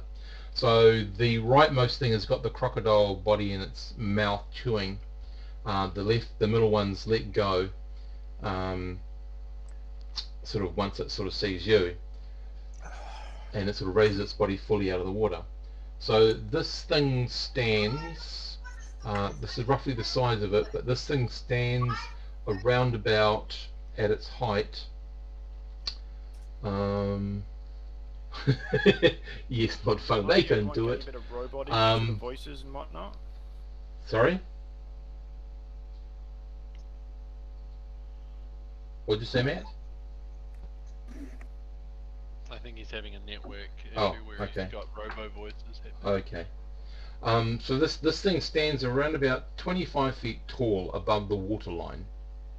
You can sort of see the shoulders of this creature. The feet go in deeper, of course. You can see the tail swishing in the water behind it. Okay. I have a quick question. Would you consider it bigger than an ogre? Much bigger. Okay, But cool. it's not a humanoid. I don't think it applies to humanoids. I think it applies to the size of the creature. What's that for? I get a -4. They get a -4 on my to hit. I'll just have a Is that quick for being a dwarf? forward. Yeah, and I get a +1 to hit them. Wait, no, sorry, never mind. That's for orcs, goblins, hobgoblins, and such. Yeah.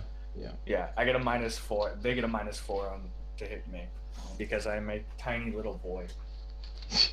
You're an elf. Yeah, but I'm the world's shortest elf. Yeah. Oh, the internet. Expeditious charge. Yeah, that's the one.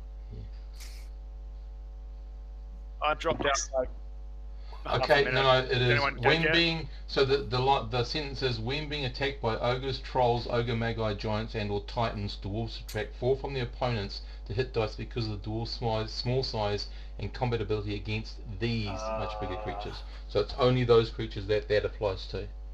Okay, never mind. I don't get that. Giants rather Fuck. than Alright, guys, here's the plan. Well, All of you, you don't other have a than- time to make a plan. we'll You throw just wave go upon roll wave initiative. of- Yeah.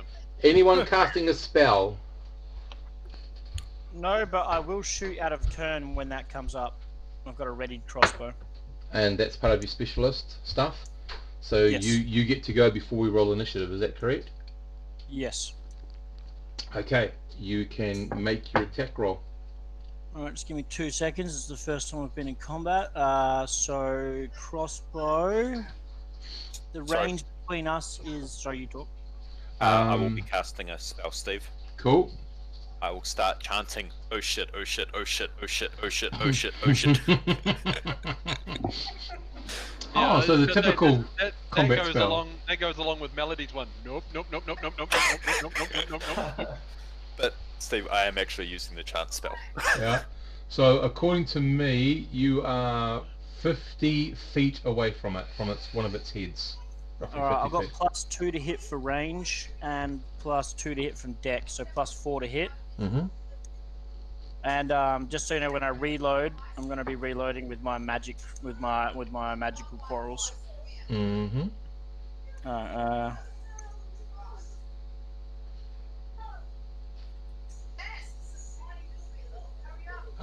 Here it's 3 yards, which is 9 feet. Yeah. So 12. What do you hit with a 12, Arky? What do I hit with a 12? Yep. What are you? You're a level 3 fighter. Yes. Makes you a Thaco 18, which means that you hit an armor class of 6. So your arrow narrowly misses the creature. Your bolt, sorry. Spewing. So, like I said, I'll reload now with Yep. With No problem. with my- Yep. Cool. Fear's gonna wand when it's her turn. Yep.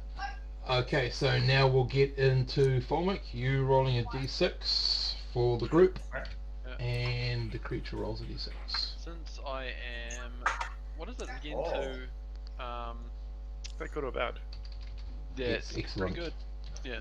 Unless it rolls What is it 6. again to not snap to a grid reference? You hold down the Alt tab, the Alt button, and move with the mouse. Once you've hooked yourself. Get it, Bailey.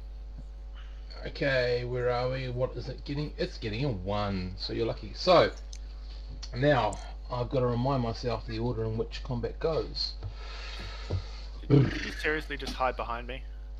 Yeah. No, I'm. Oh, you're a wizard as well, aren't you? Sorry. Oh, I'm talking about Melody. Yeah, that's Melody's what I like, say. I'm going to yeah. be moving to cover both Thea and Rosetta, who are wizards. So I'm going to be okay. I'm going to be your shield, essentially. Excellent. Well, I take back all the remarks I just made then. Yeah, sorry. I saw only Rosetta next to me, and I was thinking, oh yeah, that's my wizard that's next to me. He's about to start chanting. Nope, nope, nope, Yeah. nope, nope, nope, nope, nope. Yep. Okay, sorry guys, just give me a second to get to the page. Against the giant nope rope. Yeah. Okay. And that takes me to the wrong page. Good one. So if you're wanting combat, you look up page 104 and 105 in the player's handbook. Apparently. And I look up page a lot earlier. Okay. Here we go, combat. Right. So we determine distance. We've already done that. They're both unsurprised. Initiative is determined. After that, whatever actions decided upon the party with initiative. So you guys, it sounds like you've already fired, so it's very hard for you now to avoid. You're not parleying. You haven't waited on a 6. No one's said anything. So you discharge in the order. You discharge missiles or magical device attacks or cast spells or turn undead is the first thing. Okay, that makes sense. Does Then Dex you change do initiative? only for bows and ranged weapons. So crossbows? Crossbows and bows, you go, so it won't matter to you because you're already at a 6. But if you threw say you threw a 1 and it threw a 2, if you get a +2, you actually go on a 3. You get your reaction bonus. Yeah. But it only applies to missile weapons, not a wand. Sorry, a wand's not counted as a missile weapon. Alrighty. So the order is, guys, if we go into the basics, so it goes avoid, attempt to parlay or await the action, or we go to discharge missiles or magic devices or start to casting spells or turn undead. Then you get to move to close to range to strike or you strike close to striking range or charge. Then you strike, and then last you try to grapple, and then it's the next group's turn. So I'll write this out so you know all of the options you've got in combat, because in first edition you've got a few ideas. I mean, in this situation, it's pointless to try to parlay. It's pointless to try to escape because you've already engaged it. So it's wands and missiles. So you were reloaded, sir. So the crossbow shot. Twang. Bang it. Twanger. Where you go, Vaki? That would be William. Vaki, another shot. Twang, twang, twang. And this one actually strikes true. Hang on a The second. magic quarrel, right? Where's he getting the extra +2 from? It's a Magic magical quarrel, probably. bolt. Magic quarrels don't add to hit, they add to damage. Oh, yeah. They don't help you aim better. I thought that was how you got the benefit to hit. Magic bow or a magic crossbow gives you the bonus to hit. The weapon adds the damage. So that is actually a 12. So it misses. Sorry. Oh no. Okay. Wand, fear. Yep. So you get to which head are you hitting? And just so I know, which head were you trying to hit, Vaki? So basically, I'll tell you, it goes 1's at the bottom, and 3 is at the top. So which head? Middle one. That's the middle one. Middle one. Okay. I don't know. I'm not fighting it yet. Oh, okay. So Vaki, which one you aiming for? Is the middle one coming out of directly the middle, or is it like in the image coming out from below the other two? It's I've been muted. Vaki's gonna hit number 2 when he can. The middle one. Okay, rightio. And which one is Fear aiming for? Should go for the middle one. Okay, rightio. So where you go, Fear? Yep. I think you've got to do it to hit roll for this, don't you? Yeah, I do. Okay, make your roll. I'll Good just luck. quickly double checking something.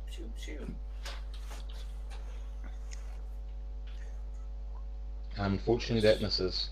Okay, there's no more missile. How many seconds does it take to cast your spell, Rosetta? 1 turn. Oh, okay, so you go One after turn? Yep. That's 10 minutes. That's 10 rounds. I was wondering if that was what it was, because I was just looking that up now. It's like, Did they just 1 turn or 1 round? No, 1 turn is 10 minutes. it says 1 turn. Yeah. Holy shit! Yeah, if I had have known it was that long, I would have started it when we started walking, because it lasts as long as I chance. Yep. Okay, well, you're doing it now, so... Yep. Yes, you're starting up. So, in 10 rounds, as long as you don't get hit, you're okay. Okay, guys. We go to anyone moving?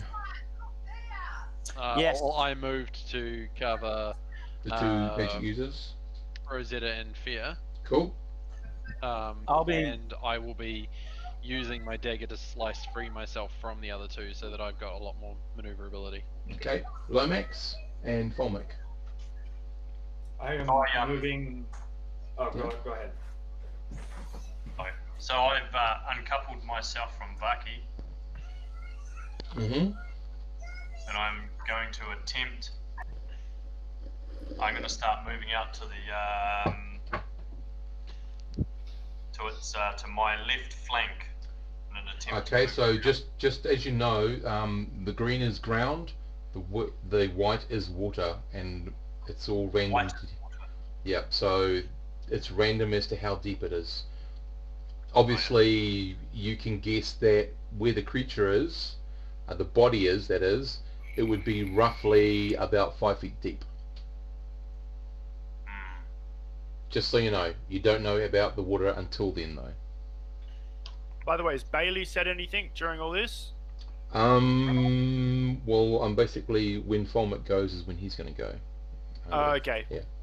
Remember, he doesn't want to encounter these things, but you started fighting, so it's a good guess he's probably going to join you. Alrighty. Yeah. Fair enough. Oh, I guess I will move. So this bush is in existence, right? Mm-hmm. What So all the bushes are around about 3 to 4 feet above the ground level. Right. So enough to hide my waist, and that's about it. Yep. So if you wanted to, entirely up to you. I don't know if you can see me measuring. Can you see when I draw that arrow? Yep. Yeah. Yeah. So there's no reason why you couldn't cross here and then come down here because you're on land. You could attack that head easily. It's just getting across this bit here first. Sorry, I'm going to be on mute for a bunch of times. If my move was not allowed, let me know.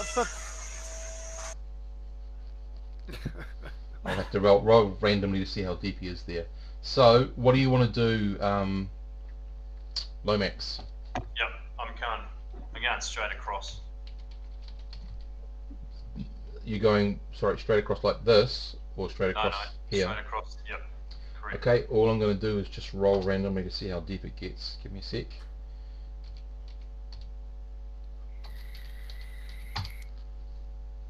Oh, very lucky man. Okay, rightio.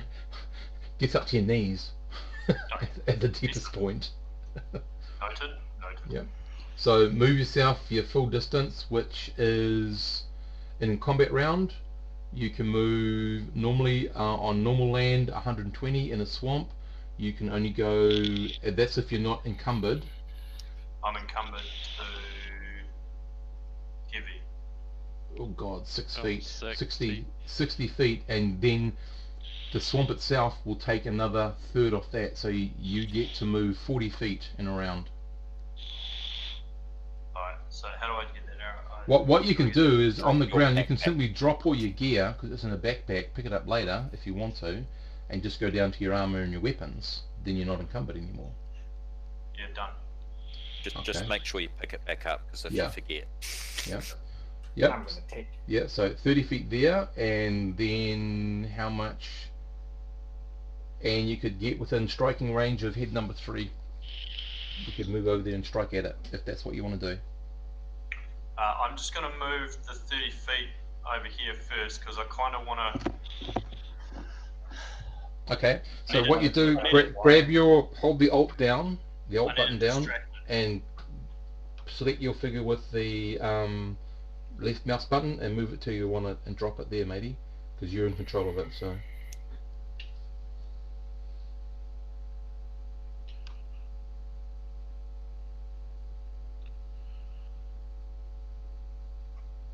yep, sweet. And that's where you want to, is that where you want to stop this round? Well, I just need to keep it, I don't want to get too close. Yep. Until it's distracted sufficiently for me to... No, that's all cool. That's all cool. That's all cool.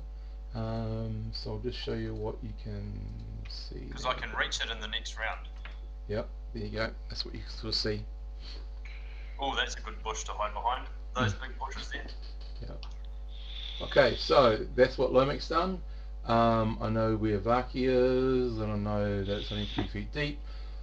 Folmic, and basically you're going to sort of dictate what your little friend there does. Oh no. What are you doing? Well, I'm cutting loose of the rope as well, and I'm going to be moving down to like there-ish. Yeah. To try to get the attention of head 1. Okay. How brave a man is Bailey? How would you? He will follow you. You know, I want him. Well, you can't direct him. He's just going to follow you. He's going to be at your side, basically. Oh, okay. Yeah. Let's go. Let's go, Bailey. You and me. Okay. So if you start yelling and shouting, he's just going to copy you to try to, track the creature. Yeah. Okay. Yep. Is there any? So no one's within range to strike. I don't think, Vaki, you can have a second attack with your crossbow. I think it's 1 round. Is that right? I'm pretty sure it is. I think it's 1 round. Yep. Yep. Okay. So the creature gets to move,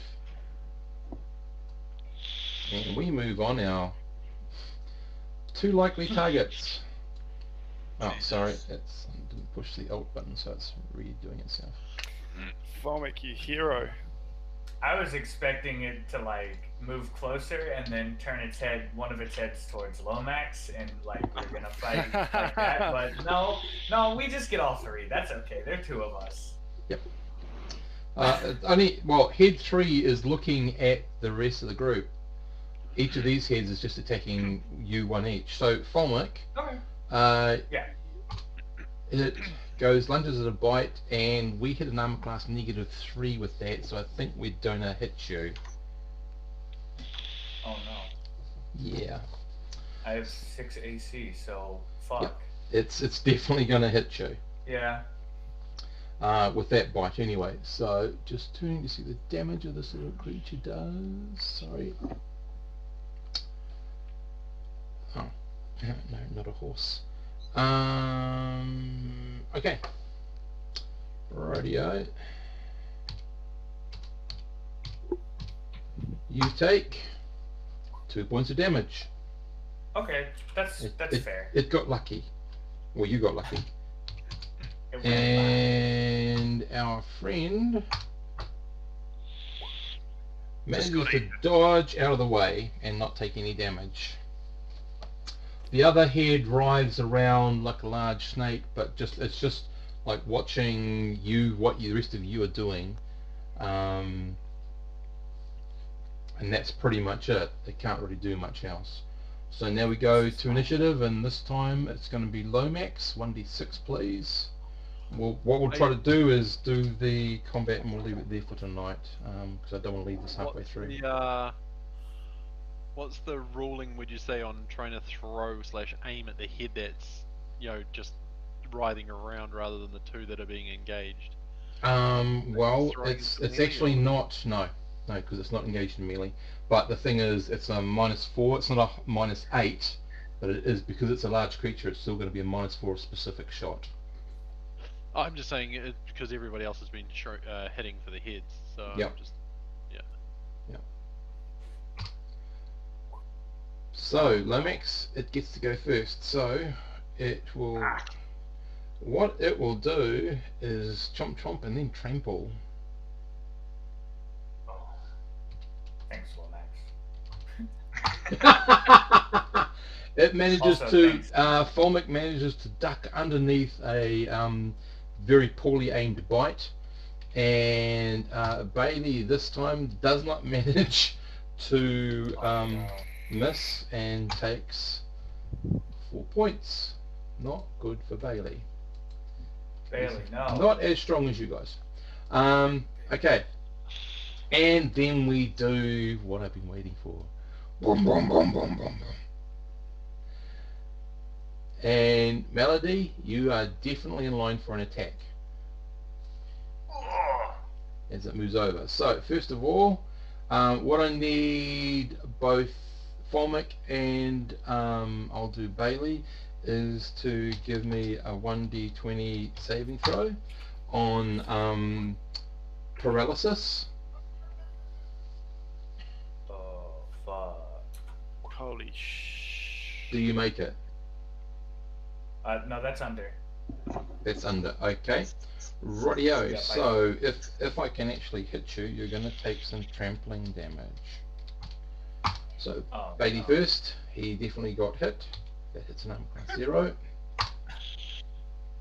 and you definitely got hit. So you both take full damage from this attack. 11 points each. This is less good. Yeah. This was okay, and now it's not. Yep, Bailey is not looking terribly good right now. Yeah, I've got Formic, 3 hits pointing at me. Yep, Formic, you actually, it's sort of the trample effect has happened on you, and although you got to watch out for that tail. And the last head gets to attack Melody. It's only one because the other two have had an attack. And Melody, this I'm a class 5. hits an armor class 2 or 3 or something like that. Yeah, it hits. Yeah. And does 2 points of damage to Melody. So now we go to you guys and what you can do. So just know, guys, Bailey has said go for the heads. You can follow that or not, it's entirely up to you. But if you do go for the heads, you've got a chance of hitting Melody because she is in melee combat with it. Wait, all 3 heads? Any of them. Doesn't matter. They are in melee combat with her, technically. Oh, Jesus. Yeah. You can go for another part of the body, but you won't affect damage, you'll affect effect. You'll get an effect, but that's about all. Okay, so we're going to attack the body. Mm-hmm. Okay. But it's not a damage result you're going to get. So, missile fire first, and except for fear because of your wand, it acts like a magic missile in that you can choose the target as long as you hit it. Mm-hmm. You're not under that effect. Only arrows and bolts and spears are. So you can have a go and you won't hit Melody. You either hit the creature or nothing. Okay. Yeah. Steve, I'll be stopping my chance and going on to a different spell. But Okay. I want to move first. Yep. Yeah, same. Move, I might try and cast something. You can't idea if it'll work, move. but- You can only move 5 feet and then cast. If you're moving more than 5 feet, you can't cast in the same round. Just so you know. Fair So, enough. Melody, are you going to fire your wand and do some move and then next round do a spell, or what do you want to do? Not Melody, sorry, Fear. Fear.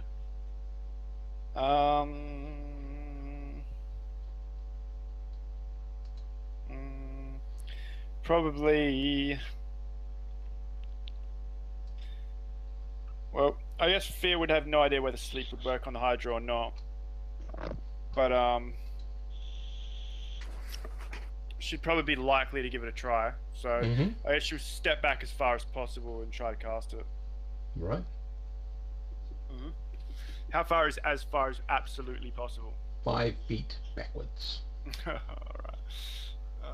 Tell me when ish. Is Nodfunk there or is he not there? He's not there. So basically she could put herself there and that would be it. Alright, screw it. Alright. How many Yeah, let's segments does it take to cast sleep? That's a fair point actually. Didn't even think of that. I think it's 1 or 3. It's a pretty quick spell. Yeah. Let's have a looky. Casting time 1s. One segment. segment. So yeah, so you have initiative on a 5. You actually cast the spell on a 4. So the arrows are technically the arrows go first. And Rosetta, you're moving more than 5 feet. I'm just looking up Okay, the spell. cool. I'm guessing a Hydra is a monster, not an animal. Yep, it's a monster. Yep. Vaki, if you can roll for your... You said you're He's going... not in here anymore. Ow. Yeah, I think he had to, but he would just. Well, would he shoot? Melody's there. Don't know. No. Okay. Lomax, what are you doing? Right. Right. Well, I'm gonna charge in from the side. Okay. Give me a It's second. gonna look a little bit like I can't do a loopy thing. Hang on. I'm gonna back across here, and then down around there into here, and I can get Okay. him in the underbelly. I get So under him. yeah, so that's not a charge. That's just a moving around.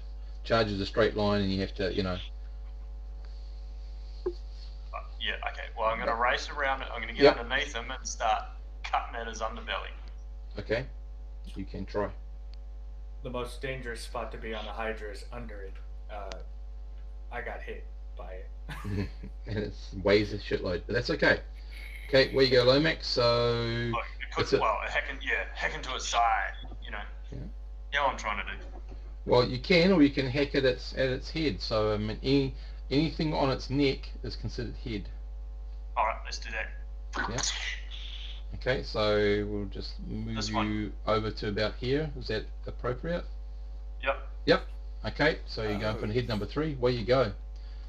So just how does it work? Sorry, I'm just that's okay. Where am I? I got my two axe hands, which are my melee specialty. So I got +1 here. So you're using both of them this round? Yep. Okay, so they start off with a -2 on your primary one, -4 on the second one. What's your dex? 4. I think it's 14. Do you get a bonus? 15. Nothing? 15. Does that give you a bonus? I don't think so. No. Does it give you a bonus? Does it give you a bonus to missile fire? Do you get a plus when you throw it? I've got a +1 to hit bonus. Okay. And a +3 damage bonus. Yeah, but is that +1 from Dex? Strength, Dex, or what? I'm assuming the 2 hit is from Dex and the +3 is from Strength. Okay, then you do get a -1 to Yeah, reaction. I'll just have a look. too. I'll have a look. 15 Dex, you say? Yeah, it should be a +1, I think. 15 Dex is a -1 to your armor only, Oh, damn. not a reaction. So, -2, -4, you're expecting these weapons? They're my melee specialty. So that's a +1, +1, so that's a -1, -3. Your strength? Bonus is a +1. My strength is 16. Which is a +1, so that's a 0 and a -2. So that's what you got to hit with. You go, first roll's on a 0, so it's whatever you roll, the second one's 2 off that. Oh, okay. I thought I got an additional bonus to damage because they're my melee specialty. If you hit them, then you can do that, but we're just trying to work out the hit roll first. And then next round, you get a primary attack, secondary attack, and a primary attack again because you've a spec. Okay, so my first roll is 1d20 minus what? Nothing, just 1d20, and the second one is 1d20 -2. That misses. Oh no, I've got to work out what you hit first, sorry. So what's your to hit roll for AC 18? 0. Shit. If he's a fighter, it's 18 to hit armor class 0. Okay, Yeah. so the 11 would hit armor class 7. 11's a 7. And the second one And a definitely 7's misses. like Yeah. a 9 or something. Yeah. Okay, so both miss. They impact on the surface, but they do not dig in anywhere. So it's got a tough hide. Shit. Yep. So next time, next round, if you're there and you're still attacking, you can do two-handed attack. You get a primary attack and a secondary attack, and then you get because you've spec another primary attack. Okay. Your prime hand. So you're just so you know, and it's every second round you get that. You get 3 attacks every second round. Yeah. All Okay. negatives. No, just at the primary hand, which is a 0 bonus penalty. Yeah. But you get the adjustments to your damage if you do hit. Okay, Lomax. Rosette, are you doing anything different? Yeah, my spells aren't really any of them helpful, so I shall. Far away am I? You look to be around about 15 feet or so, 20 feet. Cool. I'll drop my gear and charge into that head. To the So left. you're actually charging. Yep. Okay, you get a plus, and because it's clear ground and you can do that, you get a +2 to your hit, but you suffer -2 to your armor class until your next round, so it gets a +2 to hit you. But where you going? +2 to hit. Oh, dear shit. Dear shit. Okay. Radio and Folmic and Bailey. Well, Bailey's panicking. And me too. And sorry, Melody. Melody, you're right next to it. You go first. Yep. I'm going to target the same head as Lomax. Yep. And I'm going to take the 2 daggers in my hand, and I'm going to attempt to drive them into its, head that's in front of me. Okay. Well, because it's just a hedge, it's a direct headshot. There's no penalty for dagger spect. Yep. So high dex. I've got a ridiculous dex, 17. So +2, so 0 and -2. 0 and -2, -1 in the end. Mm-hmm. So first stab is not going anywhere. Second stab is going to hit an armor class 4. You do damage with the second attack. Okay. So I think it's 1d3 plus 1d3 plus strength and spec, which is 0 for spec me. +2. Spec is +2. Yep. Okay. Damage. So that +2. So 5 points. Okay. You must hit the brain or something, because the head just lolls over and falls to the ground. Okay. Yeah. Okay, Lomax and sorry, not Lomax, pardon. Folmic and Bailey. What are you doing? Wait, the head rolls over and falls to the ground, or the Hydra rolls over and The falls to the ground? that head. All right. Bailey, just falls to the ground. Move away. Don't follow me, please. You're going to die. And then I move for. How do I ping? Just hold your. Oh, that one. That neck. This neck here. Number 3, that one number. Okay, the one that Rosetta went for. Yep. Yes. Now, are you charging? Because you can charge. Gives you a +2 to hit, but it gives you a penalty of 2 to your armor class until your next turn. Yep. Yeah. I'll do it. I've got some HP. Okay. Also from that angle, you get a +1 because it's on its sort of flank. Okay, so that's a +4 to hit. Because I have a +1 on my centaur. I'm not dual wielding. I'm just using my Kopesh. Cool. So +4. Jesus Christ! Come on. I would like to use a hero point. We don't have them. Sorry. I know. So you come charging in, and what I'm going to say is, at the last minute, you almost trip. Yep, we can hear you. And your blade turns, so all it does is slap the creature and do nothing else. Okay. Our young friend, in a panic to get out of the creature, just attacks it. No, that's not what I told you to do. And manages to miss. I told you to run. And all he does is he moves away 5 feet or something, and that's it. He's gonna get smoked by the tail. He is going to get smoked by the tail.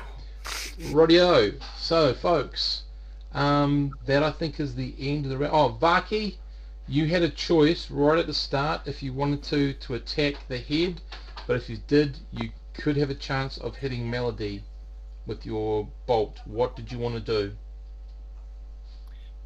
He can hit the body and not hit Melody, can't he? Yes, but he doesn't do with the Hydra. You don't actually do any damage to kill it. You just get an effect. You might enrage it or something. All right, I'm gonna try to shoot at the head. Okay, good luck. The middle head, right? You're shooting at a head. Down. Yeah, once it's engaged in melee, it's hard to get to choose. So you're shooting. You're hoping to hit. Melody. Hoping to hit the head. It's the thoughts that count. Yeah, because I haven't engaged the second head yet, and it could be anyone. Oh! Okay, you definitely hit the head, and I'm going to say that you do double damage, and you've hit the second head. And roll your damage, please, for a bolt versus a large creature. Adding your that doubles, and then you add your spec damage. All right, so I do double damage for being my spec. No, you do double damage for the critical you just rolled.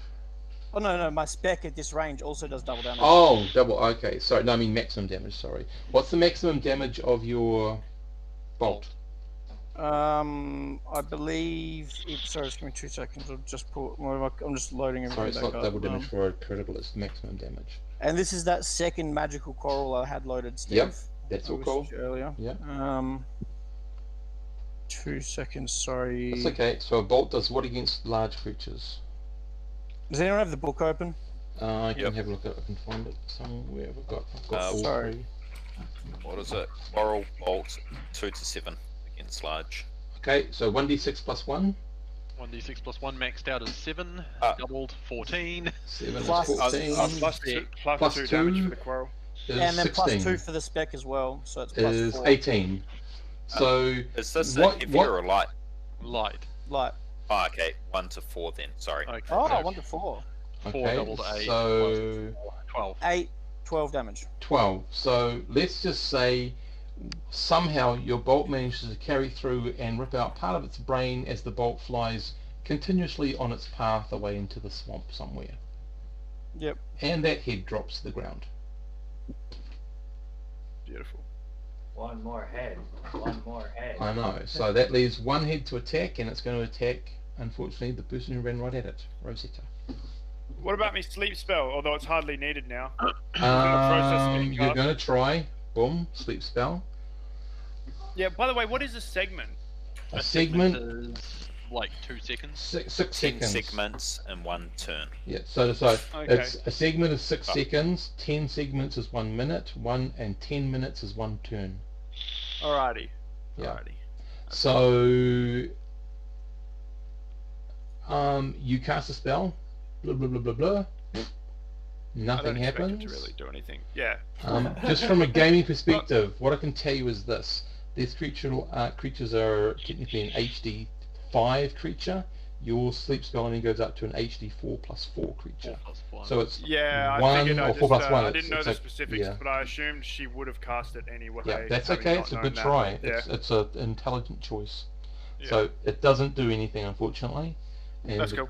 creature Much does. as I expected. Yeah, the creature does attack Rosetta.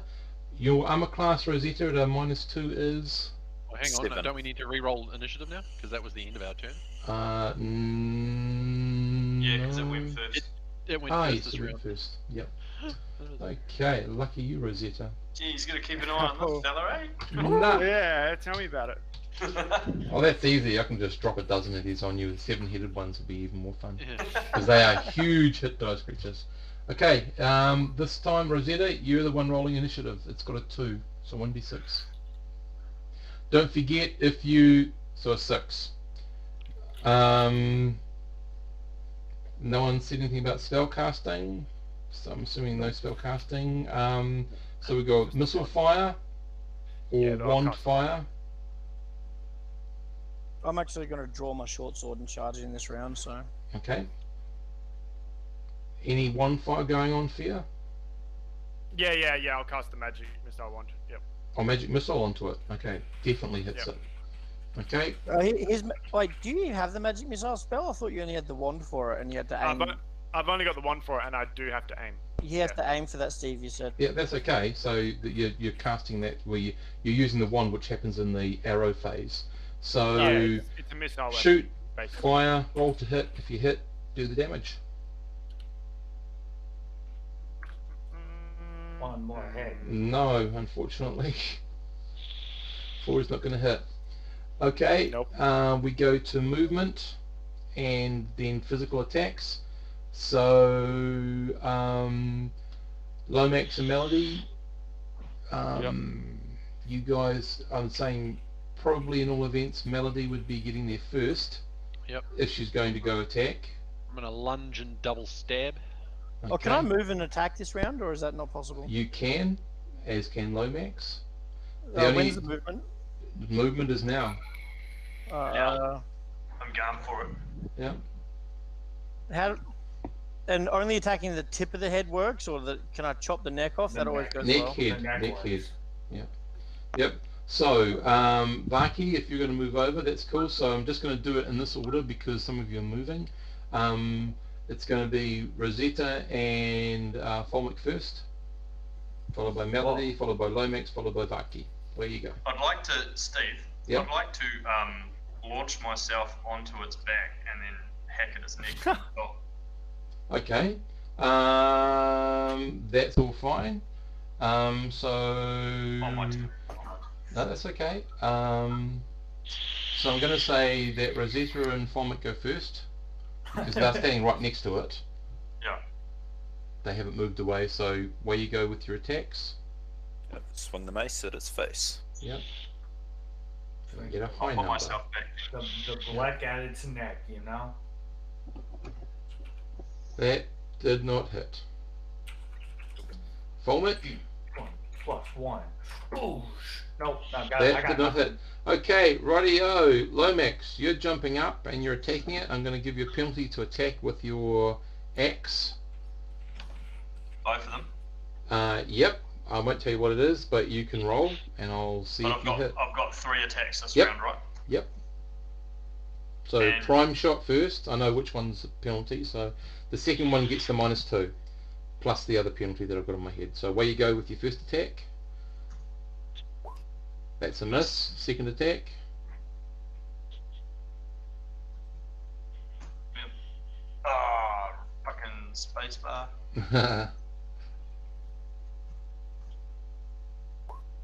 There's a miss, and the last attack, which is with your prime, which is no penalty to hit. But hit something. Hopefully. Nah, not likely. What does a 15 normally hit? A 15 for me hits 3. You've hit the creature, do your damage. Kill it. Kill it.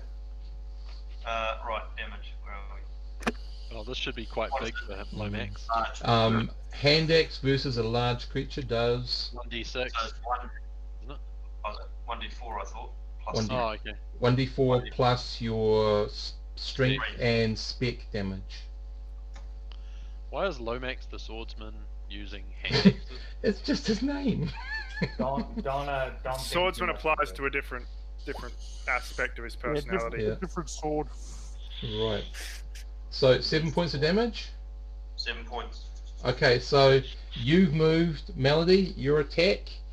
You've seen Lomax jump on top. He's swung. He's swinging his last attack. When you I get was to do moving your over attacks. and lunging for the head. Yep, So there you go with your 2 attacks. 1d20, that misses, and 1d20 -1. So 12, I'd hit an armor class 6. That's just a miss. And then as Melody's wrapping up her attacks and Lomax is biting into the neck with his 3rd attack, Larky, away you come with your short sword, attacking. It's a short sword and a spiked buckler. Can I try hit with both, or what does that do? Just as effectively striking with a dagger. Short with the sword, second yeah. So what is your dexterity? +2. Okay, so 17. 17. Okay, Oh, 0 yeah, and 4, and then you've got spec, which gives you a +1. Is that correct? My dex gives me +2. No, your spec gives you +1 to hit. Oh yeah, my strength is +1. So your first attack hits with a +1, your second attack hits with a -1. Alright. So your sword attacks with a +1, your shield attacks with a -1. +1. Since he only rolls 1s and 20s. Oh, okay.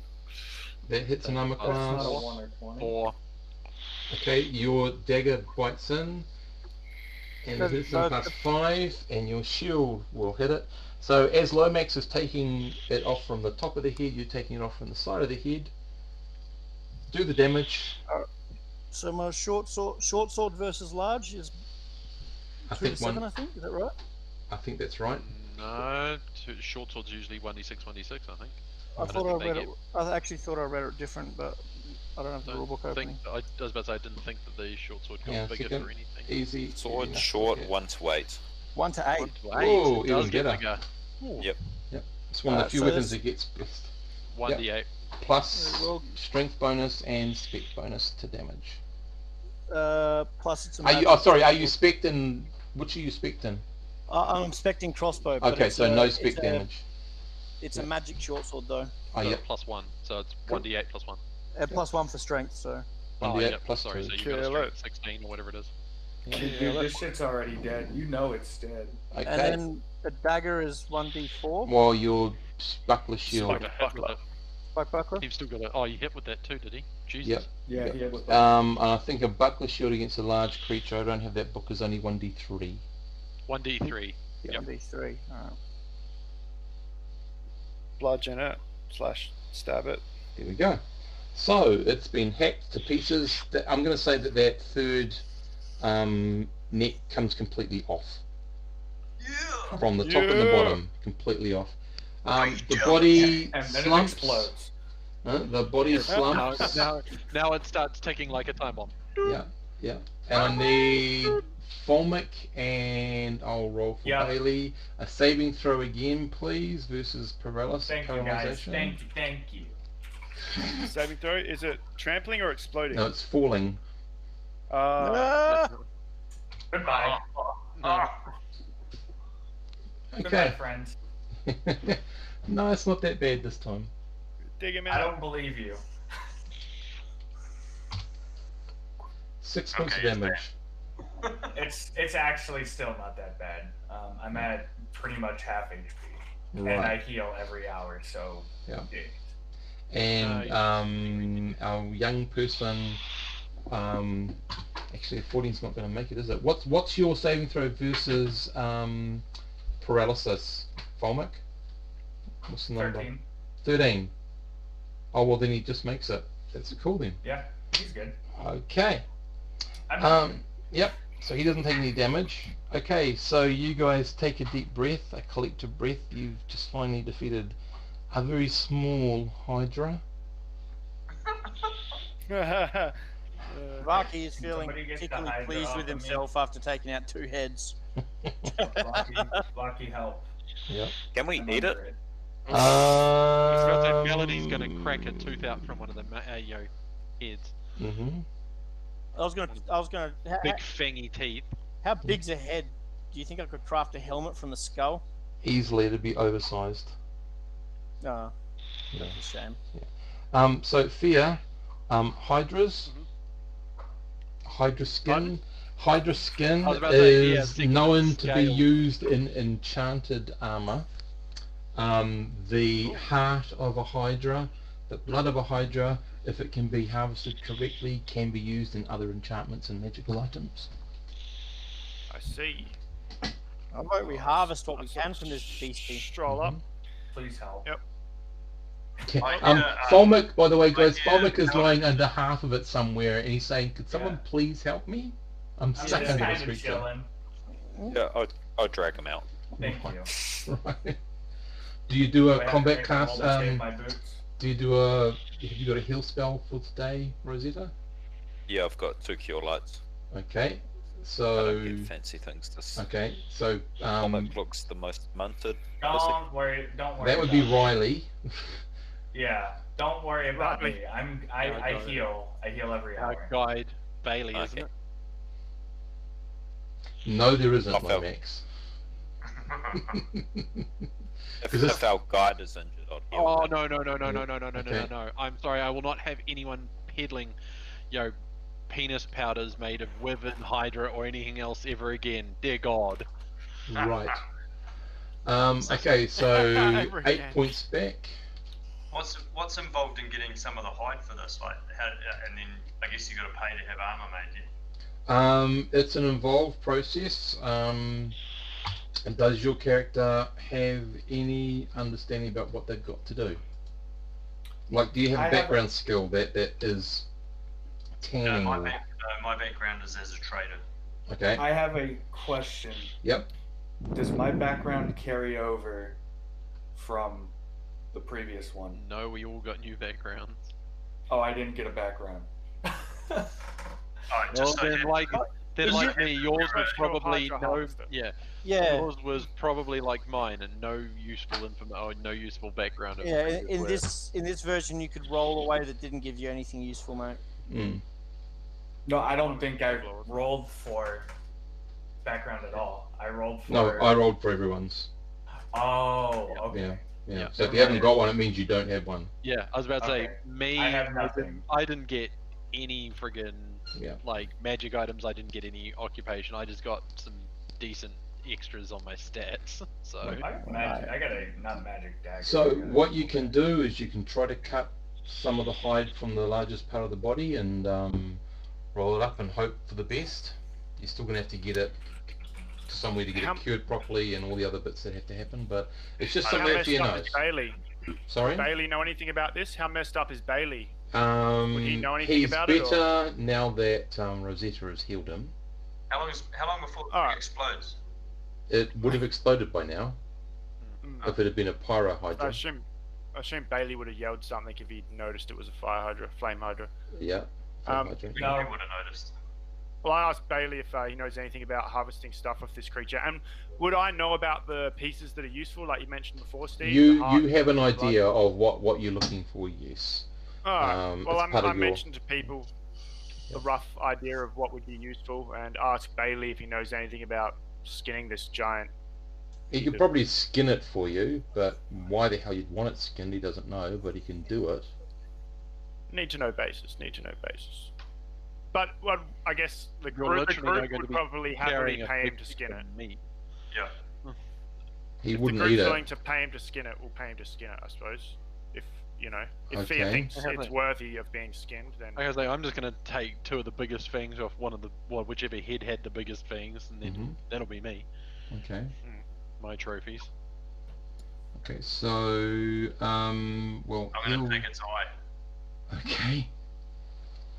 One of its eyes. That's all fine. And a toenail. You could. Well, they don't have really toenails. What you could actually make daggers out of its largest teeth, if you want. Up to you. All right. Why do you think I'm taking them? Yeah. I think we're getting sidetracked. A little bit. So it'll take him a good hour to cut off 2 pieces of hide that would be enough to make 2 sets of armor for a human size. Sounds good. Yeah. So that exposes the inside. So if you want to explore the other parts, Fia. Can you eat it? Well,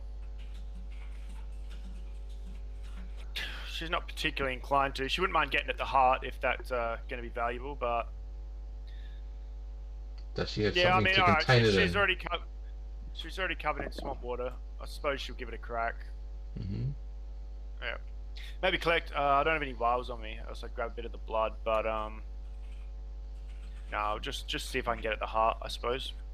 Okay, so Bailey can do that for you. It's not a major issue. Oh, if Bailey's keen, yeah, I'll have Bailey do it, and I'll just sort of stand back. Okay. Have you got something to wrap it in? So the heart, just so you know, the heart is around about weighs around about 100 gold pieces. It weighs about 10 pounds. 10 pound. Yeah. That's not too bad. What can I wrap it in? Give us a look here. Well, do I even have a cloak? Wrap it in some leaves. Yeah, I'll find something to wrap it in. Wrap it in some leaves. Wrap it in some of my clothing or something. Yeah, wrap it in the Hydra skin that we got.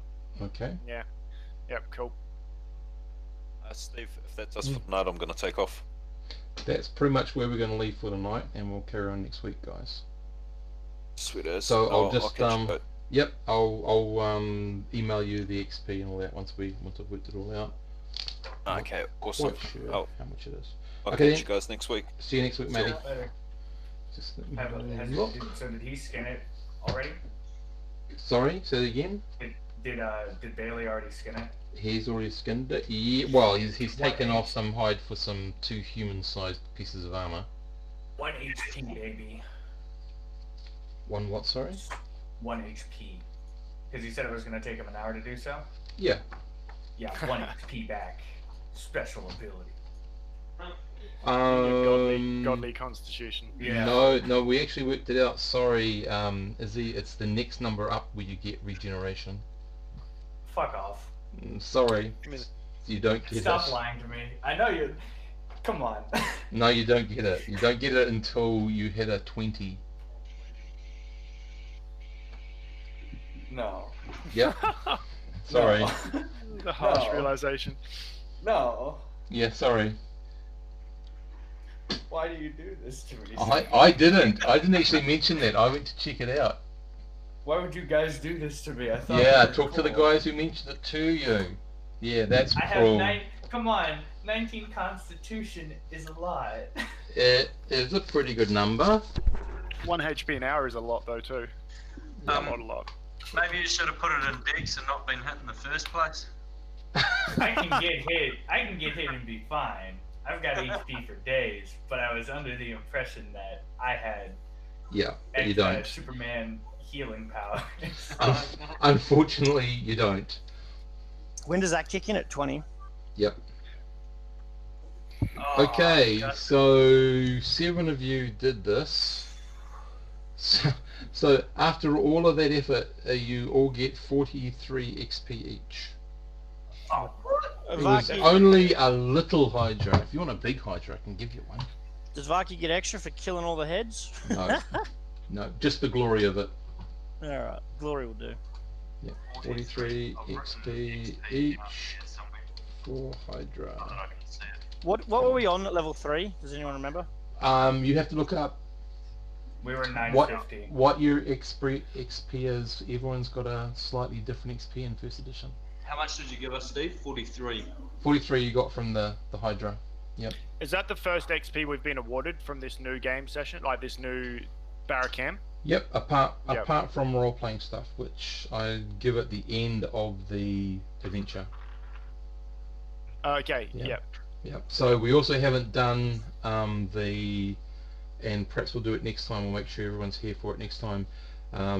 Is the who had the best idea, who role played the most, who made the most fun, and they get a small amount of XP judged on who gets the most votes for those sort of things. No. Yeah. Yeah. So we haven't done that yet, so we need to sort of start, and then should be doing that at the end of every game. But we've just been getting into this part. I So can't get 20 Constitution. I'm mad. I physically cannot get to 20. I'm at Can't max. you? No, I'm at max. My maximum Constitution. you can get to a 20. You can Oh, I get can one- magic items and Yeah, one wish will improve your stat by 1. Oh my No, god. You're only 1 wish away.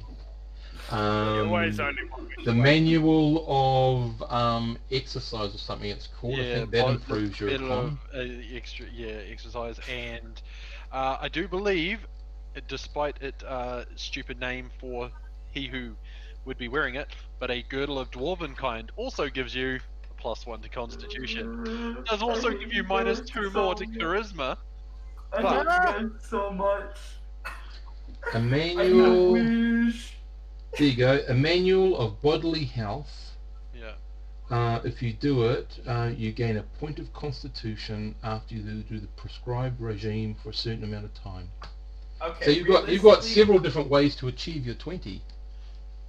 Realistically, lucky. if I made a wish, could I wish for 5 HP an hour? No. Oh, A wish no. is limit. If you want, you use a wish Be to very, very increase your careful about what you- stats. Yeah. It doesn't. It becomes limited. It only can increase it once. Yeah, I was about to say, Oh, be no. very, very careful of how you wish for things too, because you go, I wish for the regeneration of like a troll. Yeah, suddenly you just became a troll. You are a troll. Yeah. So So it's genie rules. pretty much That's the point of in wish. an I early think there's a few game. set parameters, aren't there? And then if Yep. you go beyond that, it becomes heavily genie-ish. No, just watch out for wishes. Keep them, Alright. keep them simple. Keep it to- very careful. Yeah. Early game, a guy wished for a magical broadsword. Oh, So he got a magical promise- broadsword that was it- 10 yes. feet wide. He couldn't use it. Yeah. And what was the other one? Somebody ended up with it in their chest when they wished for it. Mm-hmm. So don't. Somebody wished for all the gold on the island or something like that. So And he it was crushed him? buried. Yeah, he was Yeah. buried. Okay. Crushed by So it. you said keep it simple. I promise you, if Vaki ever gets a wish, that'll probably be That's- the end of Vaki. That's the what you're saying is keep it simple, but what I'm hearing is do the opposite and keep it as well spoken, well written out. Like Keep it. Yep. Oh, Keep mate, it fun very parameters, tight. yeah. keep it. You've keep it clearly never smart. met a djinn, mate. You've never met a djinn. Doesn't matter how well spoken you've got, there'll be a way to turn it on you. Yeah, That- but that's a gin why thing. You That's why you spend the time to carefully craft That's the a one. wish, especially with Yep. Genie. So Like you gotta- they, You gotta I'll just stop outwit recording, outlaws. guys.